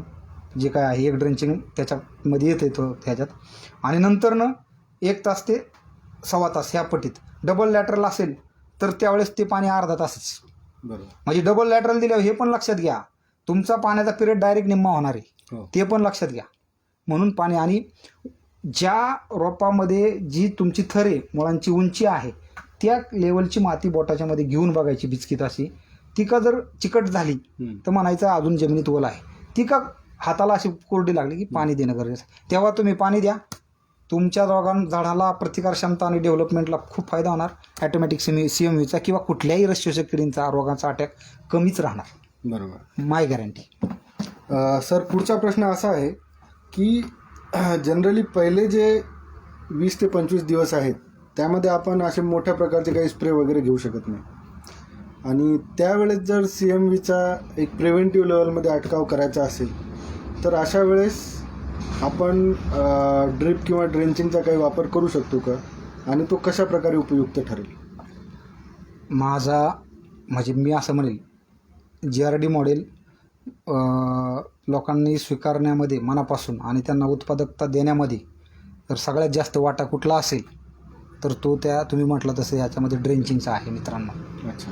कारण आपण शाळेत शिकलो आहे, सगळेजण सांगतात चांगली सुरुवात अर्धा विजयाची नांदी असते. बरोबर. म्हणजे तुम्ही सुरुवात जर चांगली ॲग्रेसिव्हली केली तर 100% तुमचा विजय आवाक्यात आलेला असतो, अर्धाच त्याच वेळेस. तसं आहे ड्रेंचिंगचं. तुमच्या मुळांमध्ये तुमच्या झाडांमध्ये पहिल्या 20 दिवसात जसं लहान बाळांना आपण पहिल्यांदाच संस्कारक्षम किंवा त्या गोष्टी बनवणं गरजेचं आहे. जर ते पुढं जाऊन तुम्हाला कलेक्टर, डॉक्टर, इंजिनियर व्हायचं असेल तर त्याला पहिल्या बेसिक गोष्टीच त्यात रुजवणं गरजेचं आहे. अगदी तसं हे लसीकरणच आहे, त्याच्यामध्ये त्या गोष्टी रुजवणं गरजेचं आहे. त्या देताना त्याच्यामध्ये ड्रेंचिंगचा रोल महत्त्वाचा आहे. कारण तुम्ही पहिले 20 दिवस, माझं असं ठाम मत आहे, पहिलं 20 दिवस तुम्ही बेसल डोसमध्ये NPK टाकलेले असतात. कसल्याही प्रकारचं वॉटर सोल्युबल हे ड्रिपमधनं दिलं नाही पाहिजे. कारण तिथं परत 3 अमोनिकल नायट्रोजन आणि नायट्रेट नायट्रोजनची सायकल चालू होते. जमिनीचा सामू वाढतो प्लस अपटेक ला इफेक्ट होतो. मग ड्रेंचिंगमधून तुम्ही त्या गोष्टी झाडाच्या रूट झोनमध्ये त्यावेळेस तुम्ही देऊ शकता. बूस्टर म्हणून जेवढं गरजेचं आहे, जसं पूर्वीच्या काळी राजदूत गाड्या होत्या बघा, त्याला डिझेलच्या टाकीला किंवा रॉकेलच्या टाकीला पेट्रोलची बारकी बुदली जोडून दिली जायची. गाडी चालू करून फक्त ते एवढं पेट्रोल फक्त चालू करायचं, किक मारून गाडी चालू केली की पेट्रोल बंद करायचं. अगदी तसंच तुम्ही बूस्टर म्हणून वॉटर सोल्युबल तुम्ही ड्रेंचिंगमधून देऊ शकता. ते पण पहिल्या ड्रेंचिंगमध्ये नाही, दुसऱ्या आणि चौथ्या ड्रेंचिंगमध्ये तुम्ही ते घेऊ शकता. ज्याच्यामुळं झाडांच्यामध्ये त्या गोष्टी वेगाने पोषक द्रव्याकडे कन्व्हर्जनच्या दृष्टीने कामाला लागतील आणि फायदा होईल. आणि ड्रेंचिंगचा फायदा दुसरा असा आहे ज्याचा मी CMVशी संबंध जोडेल. कसा जोडेल की जमिनीमध्ये तुमच्या जी काही प्रतिकार क्षमता होती किंवा झाडांच्या रसशोषक किडींच्यामध्ये जी काही आवड तयार होती, याचा मागाशी सांगितलेला मी संबंध पेशीभित्तिकेचा. पानं जाड तयार झाली, दांडा मजबूत झाला, फुटवे वेगाने निघाले की 100% ती सेलवॉल कडक असते पानाची, तिथं इन्फेस्टेशन कमीच होणार ना. आणि जितके जास्त फुटवे तितकं जास्त माल बुडातच लागतो. मित्रांनो, मगाशी तुम्ही म्हटला की मी कसल्या प्रतिकूल परिस्थितीमध्ये पण शेतकऱ्यांना चांगलं उत्पादन देतो. याचं कारण काय, मी पहिल्या दीड महिन्यातच प्लॉटला पूर्ण जे उत्पादन पाहिजे ते सेट करून टाकतो. बुडातच माल लागला ना, वरचा विषयच राहत नाही. पर कमरे एवढ्या झाडाला सुद्धा आपल्याला ती तार तोडेल एवढा माल मी लावतो, टोटल इतका माल बुडात लागतो. मग CMVचा ह्याचा संबंध कसा आहे बघा. CMV कधी येतो, कधी दिसतो, येतो म्हणण्यापेक्षा कधी दिसतो, दुसऱ्या तिसऱ्या चौथ्या तोड्याला आपल्याला जाणवतं सर.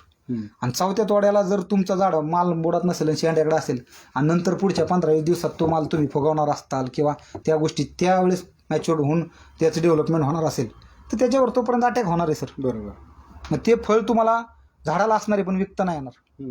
मग ड्रेंचिंग केलेलं जर तुमचं झाडं असेल आणि फुटवे भरपूर असतील, 5 ते 6 फुटव्यांना समजा 40 टमाटे लागल्यात, तेच 15-16 फुटव्यांना 80-90 लागणार ना खालीच. बरोबर. आणि इन्फेस्टेशन सुरू होईपर्यंत किंवा वेगाने पसरतपर्यंत तुम्ही 1000-1200-1300 कॅरेट विकलेली बी असणार. मग CMVचा धोका तुमचा तेवढा उत्पादनात तुम्हाला लॉस नाही देणार जेवढा तुम्ही वर लागलेल्या फळाचा तुम्हाला होणार आहे. कारण मित्रांनो, मला असं वाटतं की तुमचं टार्गेट हे प्रोडक्टिव्हिटी असले पाहिजे. प्लॉटला हाईट देण्याला काही महत्त्व नाही. पार 2 फुटाचं का तुमचं टमाटोचं झाड असा ना, पण त्याला 80 ते 120 टमाटे असतील आणि त्या 80 ते 120 टमाटेमधली 60 ते 70 जर टमाटे 100 ग्रॅमचे असतील सर तर 5 किलोचं वजन होते. 5 किलोचं वजन धरलं तर 7000 लोक लावते, 35 टन माल होते. 35 टन माल म्हणजे काही कमी नाही ना. म्हणजे तुमचे 1800 कॅरेट तर झाले, 1750 कॅरेट बुडात. पुढं नाही कशाने त्रास दिला, सगळ्या गोष्टी झाल्या तर परत वरचा माल तर वर लागणारच आहे ना. पण ही बेसिक आहे. म्हणजे इथं तुम्ही ही गोष्ट समजून घ्या, म्हणजे तुमच्या चांगल्या सुरुवातीमध्ये तुमचा अर्धा विजय, म्हणजे मी जे म्हणलं तुमचे पैसे. माझ्या मॉडेलला शाश्वत नाव काय, याचं हे त्याचं उत्तर आहे. काही झालं, फक्त गारपीट, सुनामी, थोडक्यात नदीला पूर आणि एकदम वादळ ओठा जे आले की ज्यातून पार झाडं उखडून गेली, हा अपवाद वगळता कोणत्याच परिस्थितीत शेतकऱ्यांनी केलेला खर्च त्याच्या अंगावरती आला नाही पाहिजे. बरोबर. म्हणजे शाश्वत उत्पादन. म्हणून शाश्वत शेती मॉडेल. आपण झिरो बजेट मॉडेल किंवा सेंद्रिय शेती मॉडेल किंवा हे भरपूर करतो, पण याच्यात बऱ्याच वेळा असं होतं की तुमच्या खिशातले पैसे जातात. तुम्ही अनुभव घेतलाय, मी खिशातले सोडा, माझे काही शेतकरी पर 10 लाखापासून 1-1 कोटी रुपयापर्यंत पैसे करणारे शेतकरी मी तयार केलेले आहेत, की ज्यांची जेवढी जमीन क्षेत्र एकरी 10-10, 15-15, 20-20 लाख रुपये मी शेतकऱ्यांना करून दिलेत एका वर्षामध्ये. असे माझे शेतकरी आहेत. मला त्यांचा अभिमान वाटतो की ते माझा पार्ट आहे, मी त्यांचा पार्ट आहे. कारण त्यांच्याकडे ती घेण्याची कुवत आहे, ती क्षमता आहे, नवीन गोष्टी स्वीकारण्याची, अपडेट राहण्याची. आणि ही कुठंतरी ह्या शाश्वत शेती मॉडेलला ताकद देणारी आहे. बरोबर. आलं लक्षात. सर, आता पुढचा प्रश्न असा आहे, आपण 20-25 दिवस क्रॉस केलेत आणि ॲक्च्युली आपल्या प्लॉटवर आता CMV आला आहे, आपण तो डिटेक्ट केला, कशा प्रकारे तो कंट्रोल करता येईल. ऑलरेडी प्लॉटमध्ये आलेला CMV, आतापर्यंत आपण बऱ्याच प्रिकॉशन घेत होतो, तर आता खऱ्या लढाईची वेळ आलेली आहे. तर त्यासाठी आपण काय रेकमेंड करणार किंवा कशा प्रकारे आपण त्याला कंट्रोल करणार. आता मगाशी मी सांगितल्याप्रमाणे आजच्या करंट पोझिशनला जर तो 30 सेकंदामध्ये एका झाडातून दुसऱ्या जागात हे होत असेल किंवा तो 20 किलोमीटरमध्ये त्याचं 10 ते 20 किलोमीटरमध्ये तो खूप वेगाने पांगत असेल, तर CMV कंट्रोल करणं काय कोणाच्या हातात नाही. आणि ते त्याच्या म्हणजे आता मला माहीत नाही माझ्या पाठीमागं गोष्टी असतील त्या, परंतु मी त्या गोष्टी प्रयत्न केलेला नाही. परंतु इथं तुम्ही जो मुद्दा सांगितला आहे की याच्यामध्ये त्यातले त्यात व्यवस्थापनाचा भाग काय आलेला असेल, तर मग तुम्ही त्यातून पण बाजारभाव काय आहे, केलेल्या खर्चाला आणि मिळणाऱ्या ह्याला त्याचा बॅलन्स बसू शकतो का, मग त्या गोष्टी किती टक्क्यामध्ये आहे, झाडाचं हे करून मग त्या गोष्टीनुसार आपण त्याचं स्प्रेइंग शेड्यूल किंवा त्या गोष्टी करू शकतो की ज्याच्यामध्ये तुम्ही रस शोषक किडींचं व्यवस्थापन, मायक्रोन्युट्रिएंटचं व्यवस्थापन, पोटॅशचं अपटेक लेवल वाढून पिकं लवकर कशी, फळ कसं लवकर मॅच्युरेट होईल आणि ते कसं विकता येईल याच्यावर आपण काम करणं गरजेचं आहे. आणि पण मी इथं अजून बी एक म्हणेल, आता तुमच्या प्रश्नाला परत मी थोडं मागं घेऊन जातो सर, पंचानन सर, की मग तुम्ही जर इथं तुम्हाला रस शोषक किडींवरती काम करायचे ना, तर तुम्ही, माझं म्हणणं आहे, लागवड केल्यापासून जसं ट्रे बुडवले त्याच्यानंतर 4थ्या दिवसापासून तुम्ही रस शोषक किडींवरती काम करायला चालू का. मार्केटमध्ये अशी काही औषधं आहेत की जी मारल्याच्या नंतर तुम्हाला 1-2 महिने स्प्रे करायची गरज नाही असं सांगतात. पण माझं म्हणणं आहे, ती औषधं न घेता भले हो का, आज जर क्लायमेट 4 दिवसाला बदलत असेल, ढग येते, पाऊस पडतोय, गारवारा सुटते, सकाळी उन्हाळ्यात सुद्धा पहाटे थंडी वाजते, तर तुम्ही असं प्रोडक्ट यूज नका करू की जो तुम्हाला 1.5-2 महिने सांगतोय. ह्याच्यात ती MRL लेवल तुमची जी काय आहे त्या पेस्टची ही राहू शकत नाही. तुम्हाला 4 दिवसाला 6 दिवसाला मारण्याचे औषध.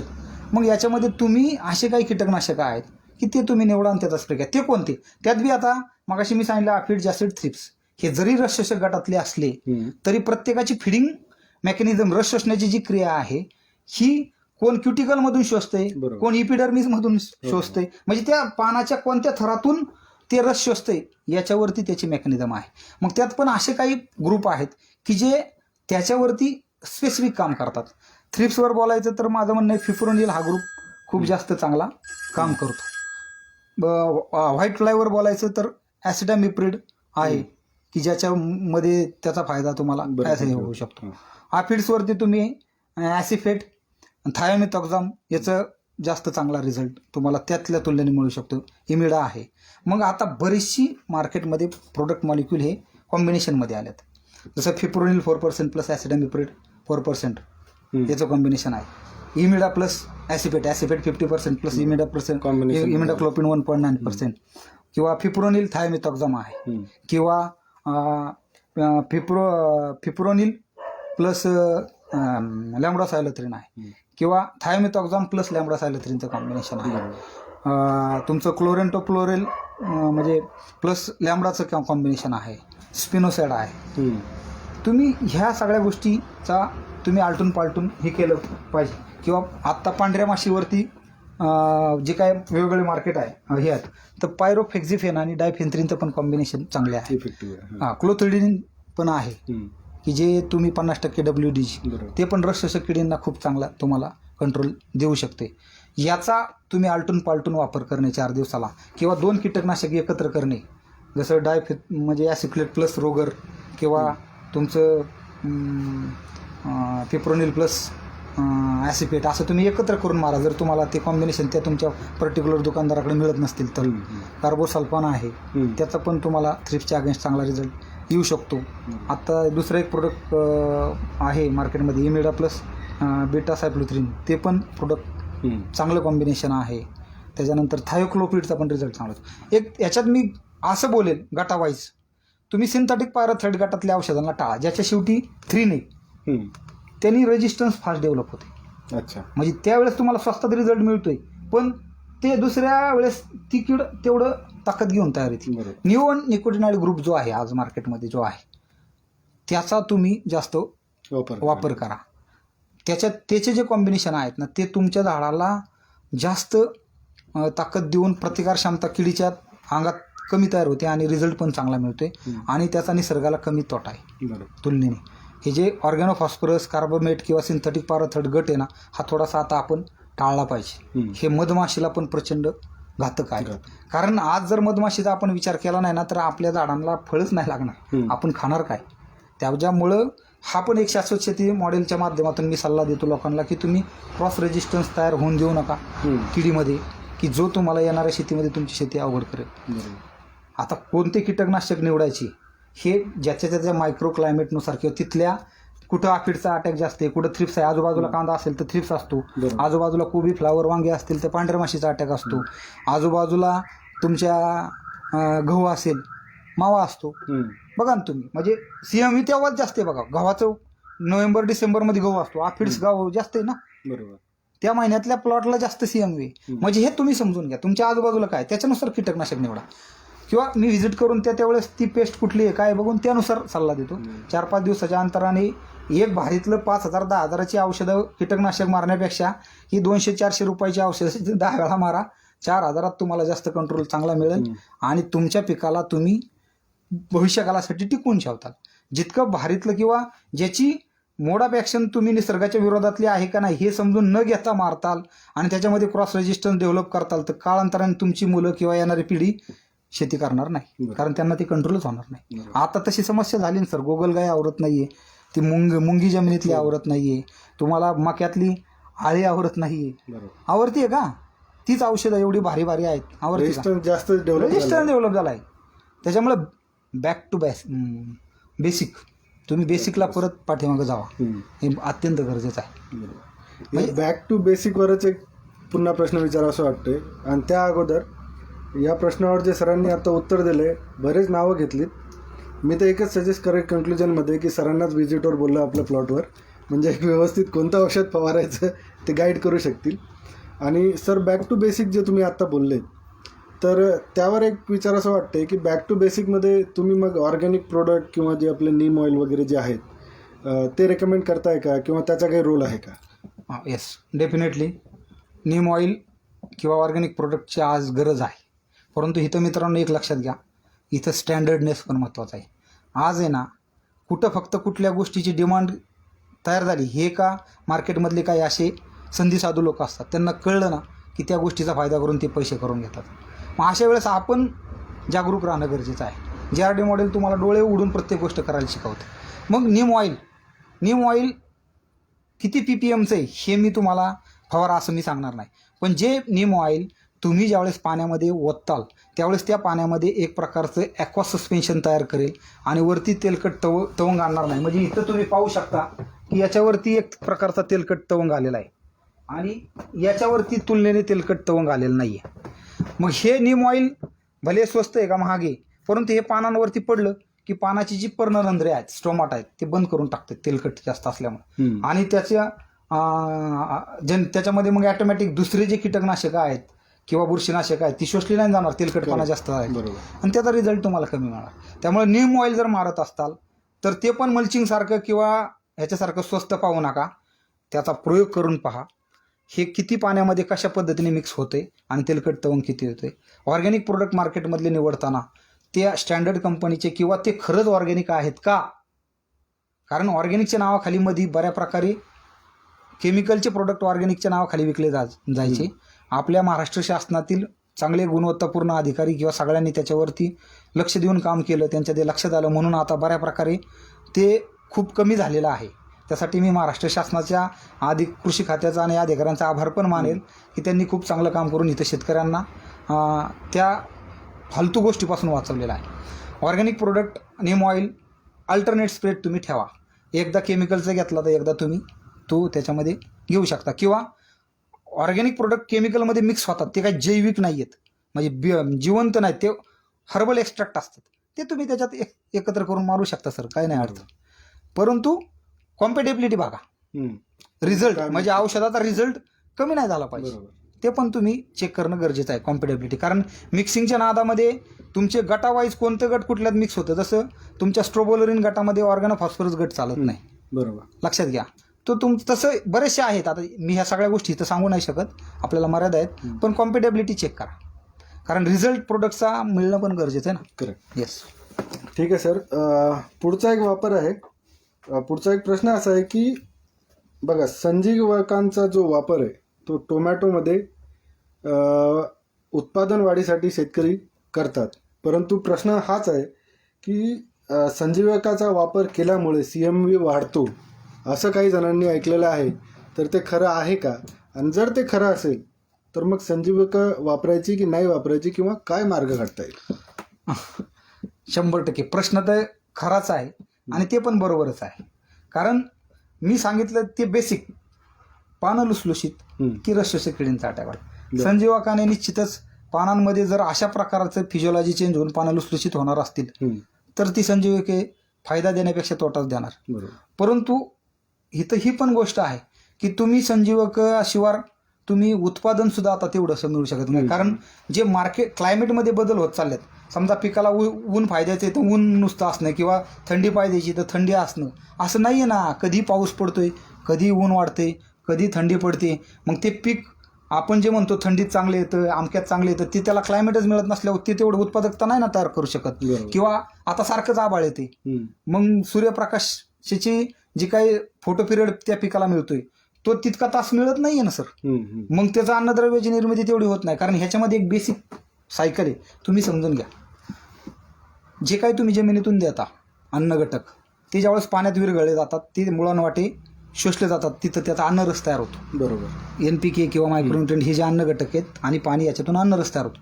तो अन्नरस झायलेमच्या माध्यमातून झाडात पानामध्ये पोचावला जातो आणि पानामध्ये प्रकाश संश्लेषणाच्या मदतीने, हरितद्रव्याच्या मदतीने त्या अन्नरसाचं पोषक द्रव्यात रूपांतर होतं आणि ती पोषक द्रव्य पुन्हा सगळ्या पानातून जमिनीपर्यंत, मुळापर्यंत सगळीकडे पोचवली जातात.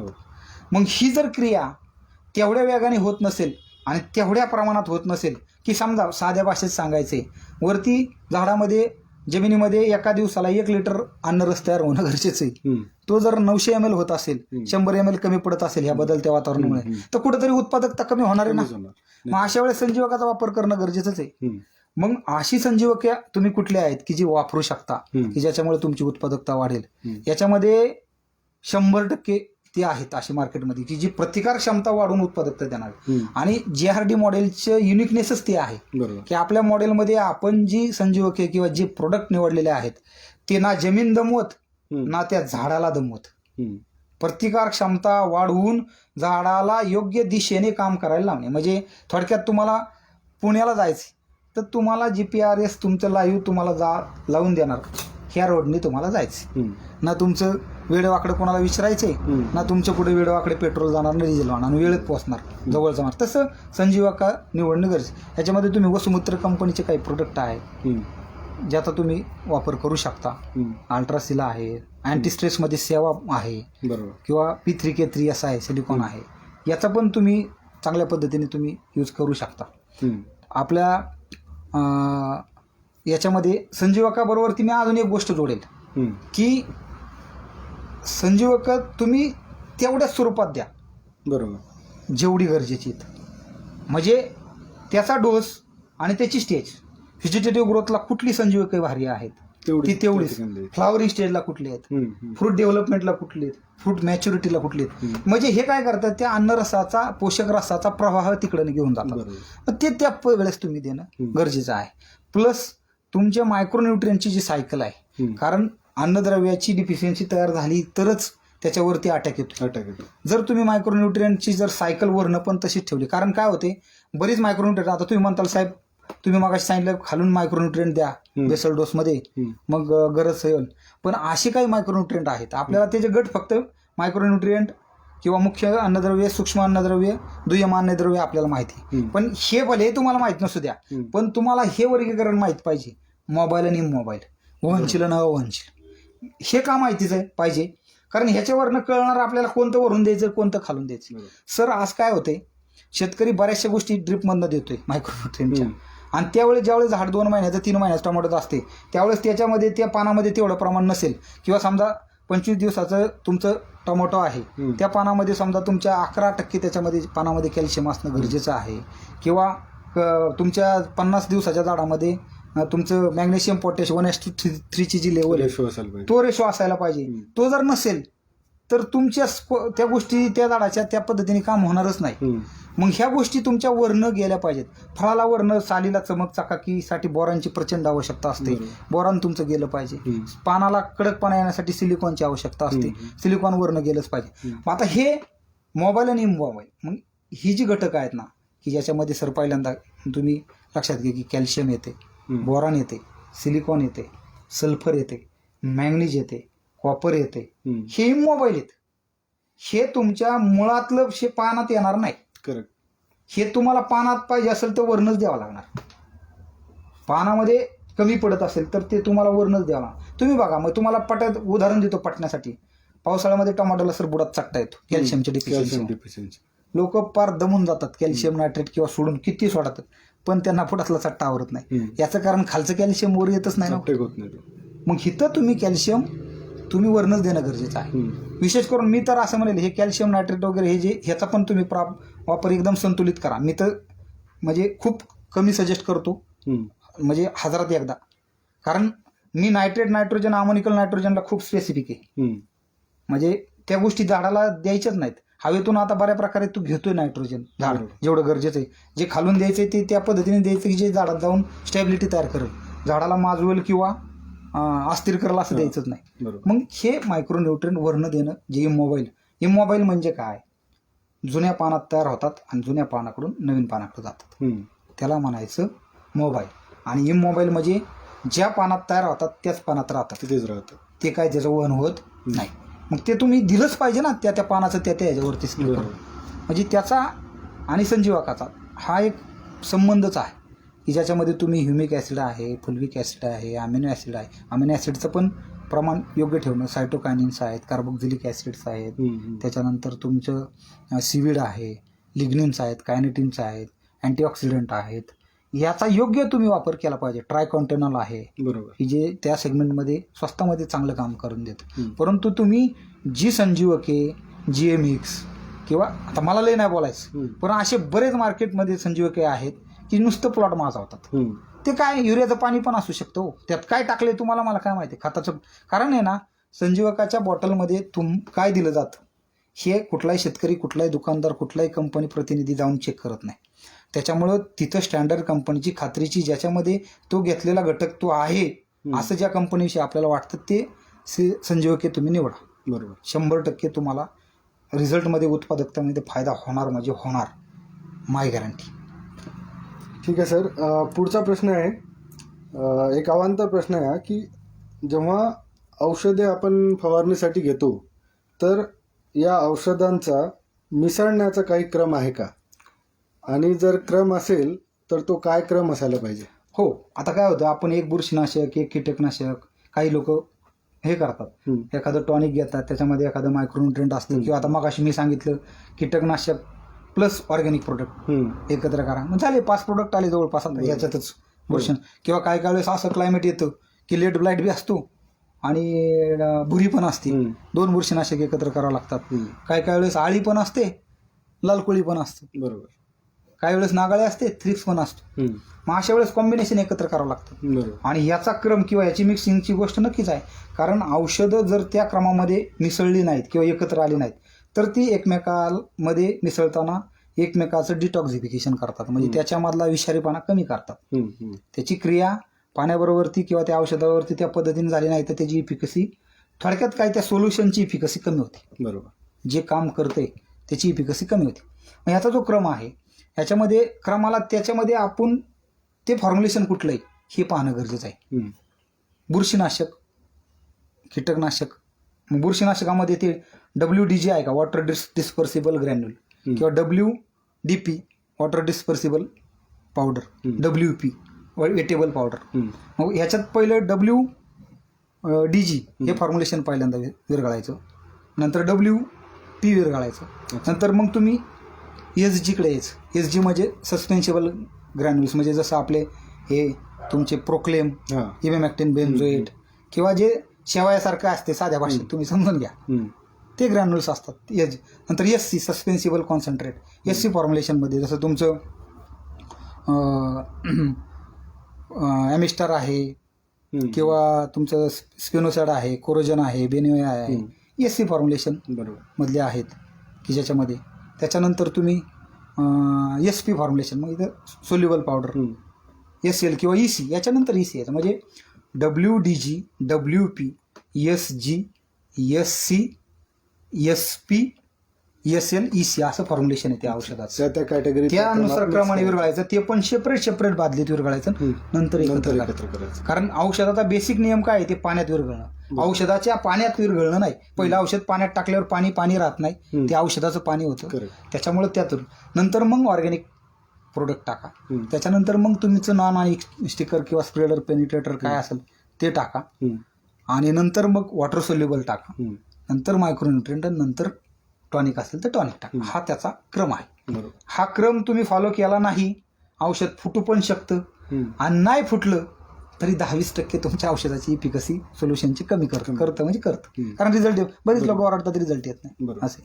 मग सर हे जे पूर्ण मिक्सचर होतं आहे आपलं, आणि याच्यामध्ये मग पाण्याची क्वालिटी ही आपण कशी मेंटेन करता किंवा त्यासाठी काय वापरता? आता याच्यामध्ये मी एक आवर्जून सांगेल की तुम्ही जे औषधाला रिझल्ट मिळतो म्हणजे त्या फॉर्म्युलेशनला रिझल्ट असतो. बघा आता हे जे मार्केटमधली महागाची औषधं आहेत, म्हणजे तुमचं आपलं कोरोजन असेल, तुमचं बेनिओया असेल, डेलिगेट असेल, ॲमिस्टर असेल, जी काय औषधं आहेत सर, बरोबर, याचं जे काय फॉर्म्युलेशन, त्याचे जे सस्पेन्शन आहेत ते युनिक आहेत. मी जे मागाशी म्हटलं तसं, म्हणजे त्याचा डोस कमी असतो. कोरोजन किती आहे 60 ml, बेनिओया किती आहे काय, ते अख्ख्या एकराला आपण मारतो. पण ते ज्यावेळेस ते पाण्यात मिक्स होतात ना, तळापासून शेंड्यापर्यंत पाण्याशी पूर्ण एकरूप होतात. आपण पावडर टाकली किंवा कुठलं घटक टाकलं की ते जाऊन तळाला जाऊन साठते, बरोबर, ते त्या पाण्यात एकरूप होत नाही.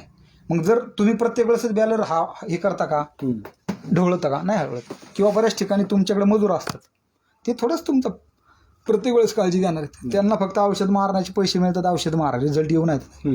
मग अशा परिस्थितीमध्ये तुमचं ते पाण्यामध्ये व्यवस्थित सस्पेन्शन एकरूप होणं खूप गरजेचं असतं, तर तुम्हाला रिझल्ट येऊ शकतो. मग हे त्या पाण्याच्या गुणवत्तेवर अवलंबून आहे. जर ते पाणी मोचाळ क्षारयुक्त किंवा ज्याचा pH जास्त आहे किंवा खूप कमी आहे, त्याच्यामध्ये औषधाची इफिकसी परत, कारण त्याचे एक स्टँडर्ड आहेत, त्याच्यामध्येच ते एकरूप होऊन जातं. मग याच्यासाठी सर आपला तुमचा प्रोडक्ट तुमच्या कंपनीचा आहे ना, पॅन्टास्प्रेड, एक्सलंट प्रोडक्ट आहे की ज्याच्यामध्ये तुमच्या याच्यामध्ये pH बॅलन्स करतो, म्हणजे कमी नाही. कारण असे मार्केटमध्ये प्रोडक्ट आहेत की ते टाकल्याच्या नंतर pH कमी होतो, पण इतका कमी होतो की 4.5-4 वर येतो. लिंबू किंवा सायट्रिक ऍसिड टाकलं कमी होतो, तो 6.5 ते 7.5च्या मध्ये राहायला पाहिजे, त्याने राहतोय. त्याच्यानंतर त्याच्यामध्ये वेटर, स्प्रेडर, सोल्युशनची इफिकसी, एवढी औषधं एकत्र केल्यावरती एकमेकाची पॉवर नाही कमी करून देत, त्याची इफिकसी ती सोल्युशनची वाढवते. मी प्रत्येक शेतकऱ्याला तो प्रोडक्ट देतो सर. माझ्या JRD मॉडेलमध्ये पॅन्टास्प्रेड मी सजेस्ट करतो की तुम्ही हा प्रोडक्ट स्प्रेमध्ये तुम्ही वापरा. स्टिकिंग एजंट पण त्याच्यामधला खूप चांगला आहे आणि स्वस्त आहे, विषयच नाही. म्हणजे तुम्हाला औषधाचा रिझल्ट पाहिजे असेल तर तुमचं प्रॉपर सोल्युशन तयार होणं गरजेचं आहे. सेपरेट बादलीमध्ये तुमची औषधं तुम्ही मिक्स करणं गरजेचे आहे आणि त्याच्यानंतर ती बॅलरमध्ये टाकणं गरजेचं आहे. आणि त्याच्यामध्ये हे पाण्याचा जो काही दर्जा आहे तो तुम्ही त्या लेवलला आणून ठेवणं गरजेचं आहे. नक्की तुम्हाला रिझल्ट मिळणार. सर हे पेंटा स्प्रेड हे सोल्युशन बनवण्याच्या अगोदर पाण्यात टाकायचं की नाही, आता- सोल्युशन बनवल्यानंतर? आता कसं आहे माहिती आहे का, मी मगाशी सांगितलं ना की तुमचा पाण्यामध्ये विरघळण्याचा जो क्रम आहे हम्म. तो केल्याच्या नंतर जिथं नॉन आयोनिक स्टिकर मी तुम्हाला म्हटलं मिक्स हा, करा, हा, हा. त्यावेळेस तुम्ही तो त्याच्यात तेव्हा तुम्ही- टाकायचं. तेव्हा टाकायचं त्या आणि क्रमानुसार. क्रमानुसार. हा, पण जर समजा आता तुम्हाला असं लक्षात येते की तुमचं पाणीच मोचाळ आहे, खराब आहे, हम्म. त्या दर्जाचं पाणी नाही, हम्म. ते औषध विरघळवताना सुद्धा व्यवस्थित विरघळून नाही देणार, हा. मग त्यावेळेस आपल्याला ज्यावेळेस सगळे औषधं सेपरेट विरघळायच्यात हम्म. आणि सेपरेट बादल्यामध्ये ती ठेवून नंतर एक एक माप पंपात टाकायचंय, हम्म. त्यावेळेस मी असं म्हणेल त्या पाण्यात पहिल्यांदा तुम्ही पेंटा स्प्रेड टाका, बरोबर. कारण ते पाणी मग त्या औषधाला विरघळवतानाच क्वालिटी विरघळवत, बरोबर. त्याच्यात ते इमिजिएटली पहिल्या ह्याच्यातच ते एकरूप होईल. हम्म. हम्म. आणि प्रायोरिटी अशीच राहील जोपर्यंत तुमचं बॅलरमध्ये किंवा एसटीपीने फवारण्या करत नाही ना, तोपर्यंत तुम्ही वेगवेगळ्या बादल्यामध्ये तुमचे 3-4 प्रकारचे औषधं असतात ना, सेपरेट बादलीमध्येच ठेवा, नंतर एकत्र पंपात करून ते मारा, कारण एकत्र आलेली औषधं तुम्ही म्हणताल ती एकत्र येतातच की, पण ती 15 मिनिटच एकत्र राहतात तो नंतर पंप ते संपेपर्यंत. एकमेकांसोबत हां, mix मग तेवढ्या वेळात तेवढं त्याच्यापासून काही वेगळं सोल्युशन तयार नाही होत, बरोबर. तर ती गोष्ट गरजेची आहे. ठीक. सर यामध्ये आहे की हा तर झाला सध्याचा CMVचा आपला विषय. यामध्ये एक प्रश्न असाही आहे की भविष्यात रोग कीड नियंत्रण जे आहे ते सोपं होईल यासाठी सध्या काय करता येईल? अरे बापरे, आता हा प्रश्न म्हणजे ज्या शेतकऱ्याने तुम्हाला विचारला आहे त्याचं तुम्ही आवर्जून फोन करून अभिनंदन करा.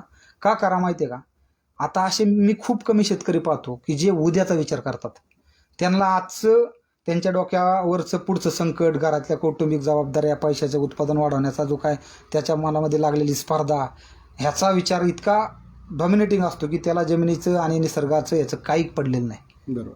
म्हणजे हा प्रश्न खूप मोठा आहे की ज्याच्यामध्ये तो पुढच्या 10-20 वर्षानंतरच्या गोष्टीचा आज विचार करतोय. त्यामुळं मी त्याचं पहिल्यांदा अभिनंदन करतो त्या व्यक्तीचं ज्याने हा प्रश्न विचारला असेल तुम्हाला. याच्यामध्ये विषय असा आहे की क्रॉस रेजिस्टन्सची कन्सेप्ट आता डेव्हलप झाली. हे कसं तुम्ही समजून घ्या, पूर्वी ज्यावेळेस M45 आपले Z78 कुमान किंवा साधं तुम्ही रोगार मोनो हे मारलं तर तुमची किडी उलटी पालटी होत होती. बरोबर. आज वांगी मका याच्यामध्ये आपण कोरोजन 3-4 वेळा मारून सुद्धा परत 8 दिवसानंतर ती ताळी तयार होती. बरोबर आहे. खरंय. डाऊनही तिसऱ्या दिवशी स्प्रे मारला, तिसऱ्या दिवशी परत डाऊनी झाडावरती दिसतोय, द्राक्षामध्ये याच्यामध्ये करप्या दिसतोय. हे काय, जे औषधं किंवा त्यावेळेस ते प्रॉब्लेम नव्हते का, होते ना, परंतु ही जी काय त्या पर्टिक्युलर कीटकामध्ये ह्या कीटकनाशकाविरोधात लढण्याची जी पॉवर आहे, जशी आपल्यामध्ये आपण लस टोचून तयार करतो ती तशी निर्माण व्हायला लागली. आणि इथं ह्या प्रश्नाचं सार मी एका वाक्यात सांगेल की तुम्ही जमीन वाचवायची असेल, निसर्ग वाचवायचा असेल, तुम्हाला हा विचार करणेच आहे. गरजेचं आहे. आणि तुम्ही का जर रोग आणि कीड निर्मूलन करायला गेला, निर्मूलन तर होणार नाही, तुमचं निर्मूलन होऊन जाईल. नियंत्रण करायला जावा. कुठल्या जगातल्या विद्यापीठाच्या कोणत्याही पुस्तकामध्ये कीड निर्मूलन नाहीये, रोग निर्मूलन नाहीये, नियंत्रण शब्द आहे सर. मग तुम्ही तुमचं पीक जोपर्यंत त्या ठिकाणी आहे ना, तुम्ही ती कीड तो रोग नियंत्रणात ठेवण्यासाठीच लढा. आज मारलं की महिना 2 महिने ती कीड आलीच नाही पाहिजे, आज मारलं की 15 दिवस रोग आलाच नाही पाहिजे, ह्या विचारसरणीत बदल करा भविष्यातली शेती जर सोपी करायची असेल तर. आणि ती केव्हा होऊ शकते, परत इथं बॅक टू बेसिक. म्हणजे तुम्ही याच्यात गट आहेत बघा, जसं मी मगाशी सांगितलं निओनिकोटाइड ग्रुप किंवा तुमचं मॅक्रो सायक्लिक लॅक्टोनच्या गटातील असेल, फिनाईल पॅराझाईट गटातील औषधं असतील, ह्या गटातल्या कीटकनाशकांना तुम्ही प्रायोरिटी द्या. अच्छा. बुरशीनाशकामध्ये तुम्ही त्याचं वर्गीकरण ह्याच्या वाईज न करता रिस्क वाईज करा. मग आता ह्याच्यात रिस्क कोणतं औषध मारण्यात किती रिस्क आहे, आपण रिस्क म्हणजे भविष्यातल्या शब्दालाच रिस्क वापरतो ना, की बाबा हे केल्यावर भविष्यात एवढी रिस्क आहे, तेवढी रिस्क आहे. Low risk, medium risk, high risk. मग लो रिस्कमधली जितके जास्त प्रोडक्ट तुम्हाला वापरता येईल तेवढे वापरा. हा, याच्यात एक तोटा आहे. कोणता तोटा आहे, औषध तुम्हाला सारखं मारावं लागतं. बरोबर. हाय रिस्क मॉलिक्यूल कसे असतात, ते तुम्हाला 15 दिवस 10 दिवस कंट्रोल देतात, परंतु ते तुम्हाला तुमच्या ह्याच्यापासून बाहेर काढत असतात. हे पण लक्षात ठेवा. रेजिस्टन्स डेव्हलप करते. तेवढा रेजिस्टन्स त्याच्यामध्ये, क्रॉस रेजिस्टन्सची कन्सेप्ट आहे. जसं पूर्वीच्या काळी विष कन्या विष पुरुष तयार होता, आपल्याला साप चावला किंवा विष बाधा झाली तर आपण मरतो, पण असे पूर्वीच्या काळी राजा महाराजांच्याकडे विष कन्या किंवा विष पुरुष होते की जे विष पचवत होते आणि ते दुसऱ्या राजाकडे जाऊन त्यांना मारत होते त्यांच्या लाळीतून. म्हणजे एक बायोलॉजिकल वारच थोडक्यात. तसं हे कीटकनाशक बी आहेत, त्यांच्या पिढ्या आहेत ना, ह्या तेवढ्या रेजिस्टन्स तयार तयार झालेत आता, हम्म. त्या मरत नाहीत. मग लो रिस्क मॉलिक्यूल घ्या. लो रिस्क मॉलिक्यूल कुठले आहेत? तुम्ही म्हणणार साहेब ते कुठं आम्हाला माहिती आहे, मीडियम कुठले मॉलिक्यूल? साधं सांगतो, जी स्पर्शजन्य औषधं आहेत साधी हम्म. ती लो रिस्क आहेत. अच्छा. जी मीडियम आहेत ती कॉन्टॅक्ट प्लस सिस्टमिक, याच्यामध्ये तुमचं म्हणजे हेक्झा प्लस कॅप्टन, मॅन्कोजे प्लस सायमोक्झिल, तुमचं झोल ग्रुप म्हणजे तुमचे टिबोकेनोझॉल, डायफिकॅनोझॉल, हे झोलमध्ये जेवढे येतात जे ग्रुप ते, किंवा तुमचं बेन्झिमेडाझोन, जो बेन्झिमेडा झोल ग्रुप आहे तो आहे. त्याच्यानंतर तुमचं CPOP compound, copper base inorganic compound आहेत. ह्याच्यामध्ये येणारे औषधं अलग लक्षात, ह्या गोष्टी महत्त्वाच्या आहेत, त्यांचा तुम्ही वापर करा. हाय रिस्क मॉलिक्यूल म्हणजे कुठले? जे तुमचे हे तुम्ही आज मार्केटमध्ये आपले जे औषधं, मी नावं नाही कुठल्याची घेणार, परंतु ज्याच्यामध्ये म्हणजे जनरली सिस्टम स्ट्रोबोलिन गटातले, ज्याच्या शेवटी हे बिन आहे, घटकामध्ये बिन आहे, ॲझॅक्सोस्ट्रोबिन, पायरोकोस्ट्रोबिन, असे वेगवेगळे ज्याच्या गटातली औषधं आहेत ती औषधं थोडीशी पालेभाज्यामध्ये तरी टाळा. द्राक्ष किंवा ह्या पिकामध्ये ज्यावेळेस ज्या स्टेजला गरजेचं आहे त्यावेळेस तुम्ही घ्या, कारण ते झाड आहे, ही वनस्पती आहे, वेल ह्याच्यात फरक आहे, तर त्यामुळे ती गोष्ट करणं गरजेचं आहे. ठीक आहे सर. तर एक जनरली प्रश्न आपले सर्व संपलेले आहेत. यामध्ये आता एक शेवटचं हे विचारावंसं वाटतंय की आता हे जे पूर्ण आपण डिस्कशन केलं आहे याचं एक थोडक्यात कन्क्लुजन, एक 5 मिनिटात 2 मिनिटात जे कन्क्लुजन आहे या पूर्ण CMVवरच्या डिस्कशनचं, तर ते कन्क्लुजन तुम्ही काय सांगणार? कन्क्लुजनच्या बाबतीत मी असं म्हणेल की तुम्ही सगळ्यात महत्त्वाचं जे आहे की नर्सरीतल्या गोष्टी स्वतः जाऊन बुकिंग करणे, नर्सरीवाल्यांना विश्वास देणे, क्वालिटी रोपांचा आग्रह धरणे, तिथं तडजोड न करणे, आल्याच्यानंतर ट्रे बुडवणे, त्याच्यानंतर दर 4 दिवसाला रसशोषक किडींचं आलटून पालटून, थ्रिप्स, व्हाईट फ्लाय, जॅसिड्स याचं आलटून पालटून नियोजन करणे, लो रिस्क मॉलिक्यूल वापरून जितकं जास्त तुम्हाला हे करता येईल ते करणे, मुळांच्या वरती काम करून योग्य संजीवकाचा वापर करून झाडाची उत्पादकता आणि प्रतिकार क्षमता वाढवून झाड कसं जास्तीत जास्त उत्पादन देईल आणि आपल्याला क्वालिटी माल मिळेल हे पाहणे, प्रॉपर मल्चिंग, क्वालिटीचं 30 मायक्रॉनचं मल्चिंग, प्रॉपर बेसल डोस हे सगळं व्यवस्थित टाकून मिक्सिंग करून योग्य अंतरावरती लागवड करणे, याचाही करणे, नत्रयुक्त खतांचा जितका वापर संतुलित करता येईल ते करणे, डायरेक्ट नायट्रोजन युक्त खतं वापरू नका, युरिया झालं, अमोनियम सल्फेट झालं, किंवा 30-10 किंवा आहेत अशी काही खतं, तर ही खतं हे करा. पहिल्या 20 दिवसामध्ये ड्रिपमधून वॉटर सोल्युबल सोडू नका, तुमचं ड्रेंचिंगमधून द्या. कॅल्शियम नायट्रेटची सुद्धा जर गरज नसेल तर ती पण पहिल्या काही दिवसात देऊ नका, ते महत्त्वाचं आहे. त्याच्यानंतर PGRचा वापर गरजेच्या स्टेजनुसार करा.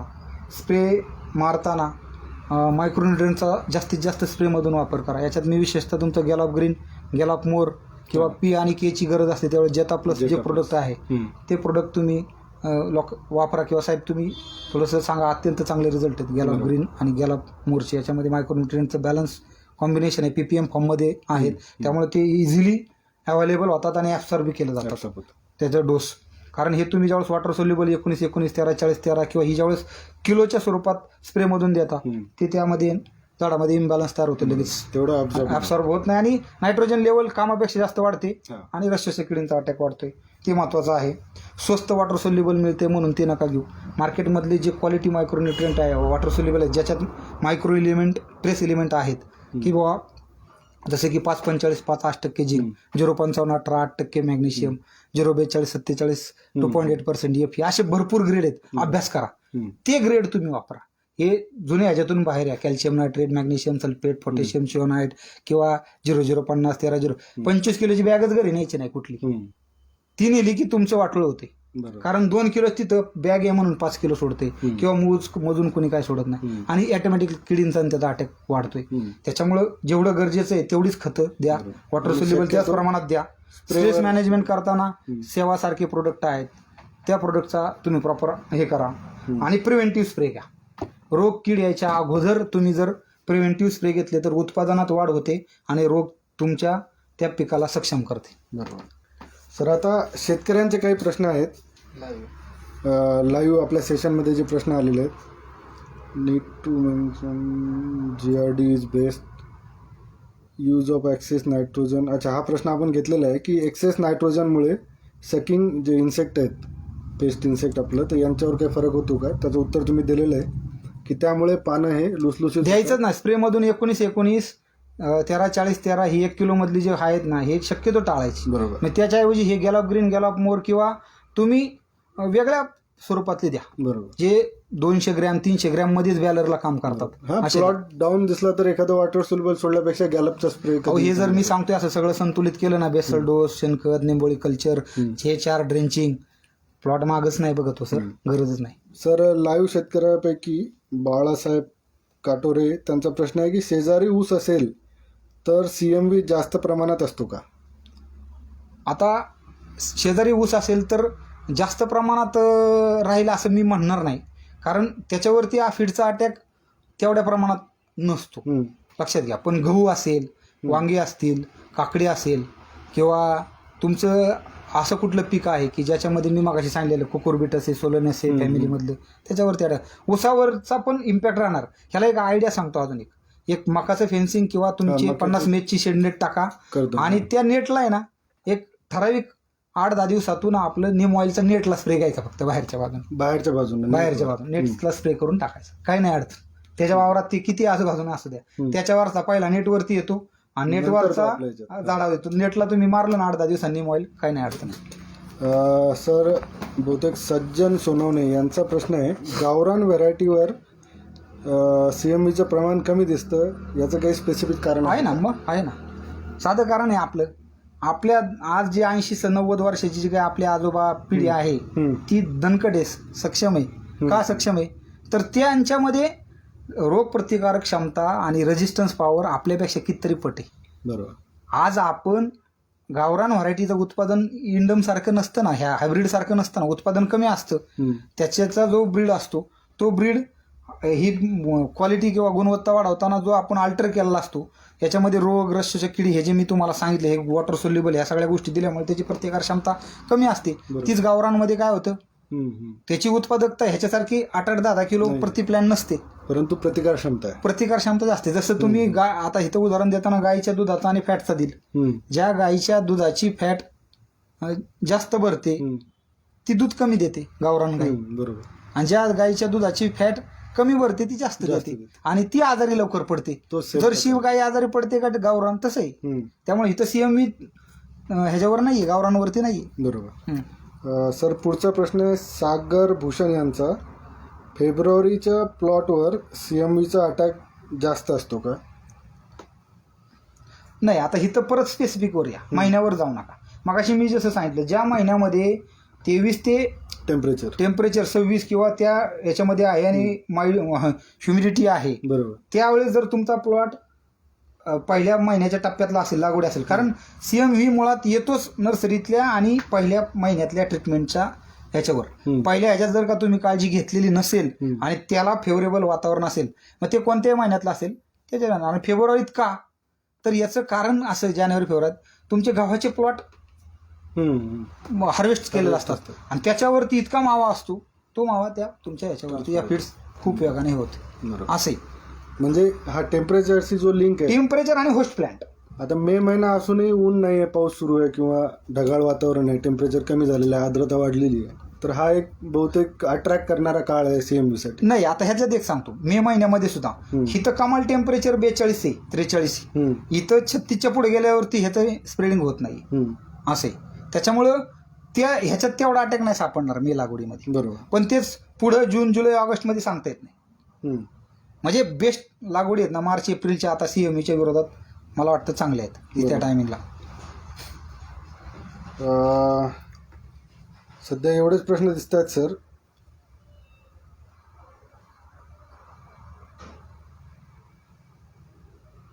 ठीक आहे.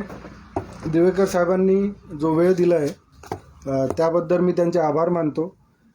आणि फ्रूटवाला बागायतदार आणि axon agro private limited Pune यांच्या माध्यमातून हा जो एक उत्कृष्ट प्रकारचा आज आपण एक फेसबुक लाईव्ह घडून आणलेला आहे, आणि सर्व शेतकऱ्यांनी जो पार्टिसिपेट केलं, त्यांनी जो सहभाग दिला, त्यांनी प्रश्न विचारले, बरेच प्रश्न होऊ शकतात अनुत्तरित असतील किंवा अजूनही शेतकऱ्यांचे काही प्रश्न असतील, तर मी त्यांना सजेस्ट करेल की फ्रूटवाला बागायतदार किंवा ॲक्झॉन ॲग्रोच्या माध्यमातून आपण दिवेकर साहेबांना ते प्रश्न विचारू शकतो.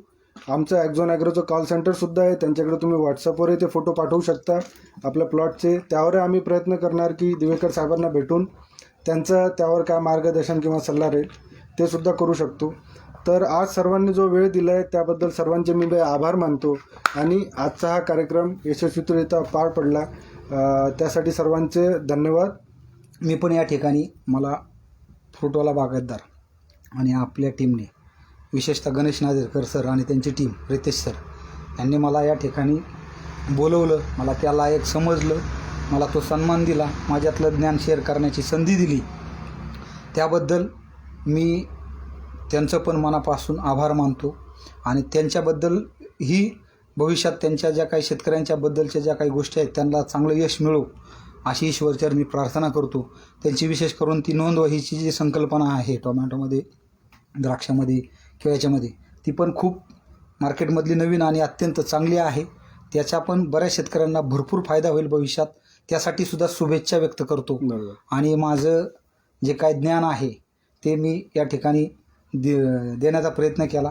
त्याच्यात माझं काही चुकलं असेल, एखादी गोष्ट जी विज्ञानाला धरून नसेल, पुस्तकाला धरून नसेल, पण मी सांगितले जे मी मला शेतीत दिसले त्याच्यावरनं, आणि त्यात काही चुकीचं वाटत असेल तर त्या चुकीसाठी मी दिलगिरी व्यक्त करतो, माफी मागतो. जेवढं चांगलं आहे, बरोबर आहे, जे योग्य वाटते तेवढंच घ्या आणि तुमच्या कुटुंबाला आणि तुमच्या कुटुंबातील सर्व व्यक्तींना समृद्धीकडे घेऊन जावा, हे मी सांगतो.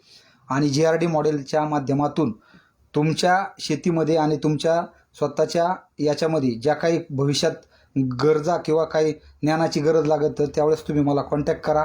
माझा नंबर आहे 99 22 47 9006 9922479006. दुसरा नंबर आहे 7666139796.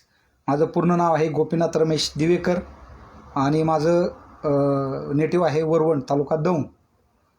शिक्षण आहे MSc ॲग्री एंटॉमॉलॉजी. धन्यवाद सर. धन्यवाद. आपण दिलेल्या वेळेबद्दल आणि सपोर्टबद्दल मी खूप आभारी आहे तुमचा. धन्यवाद.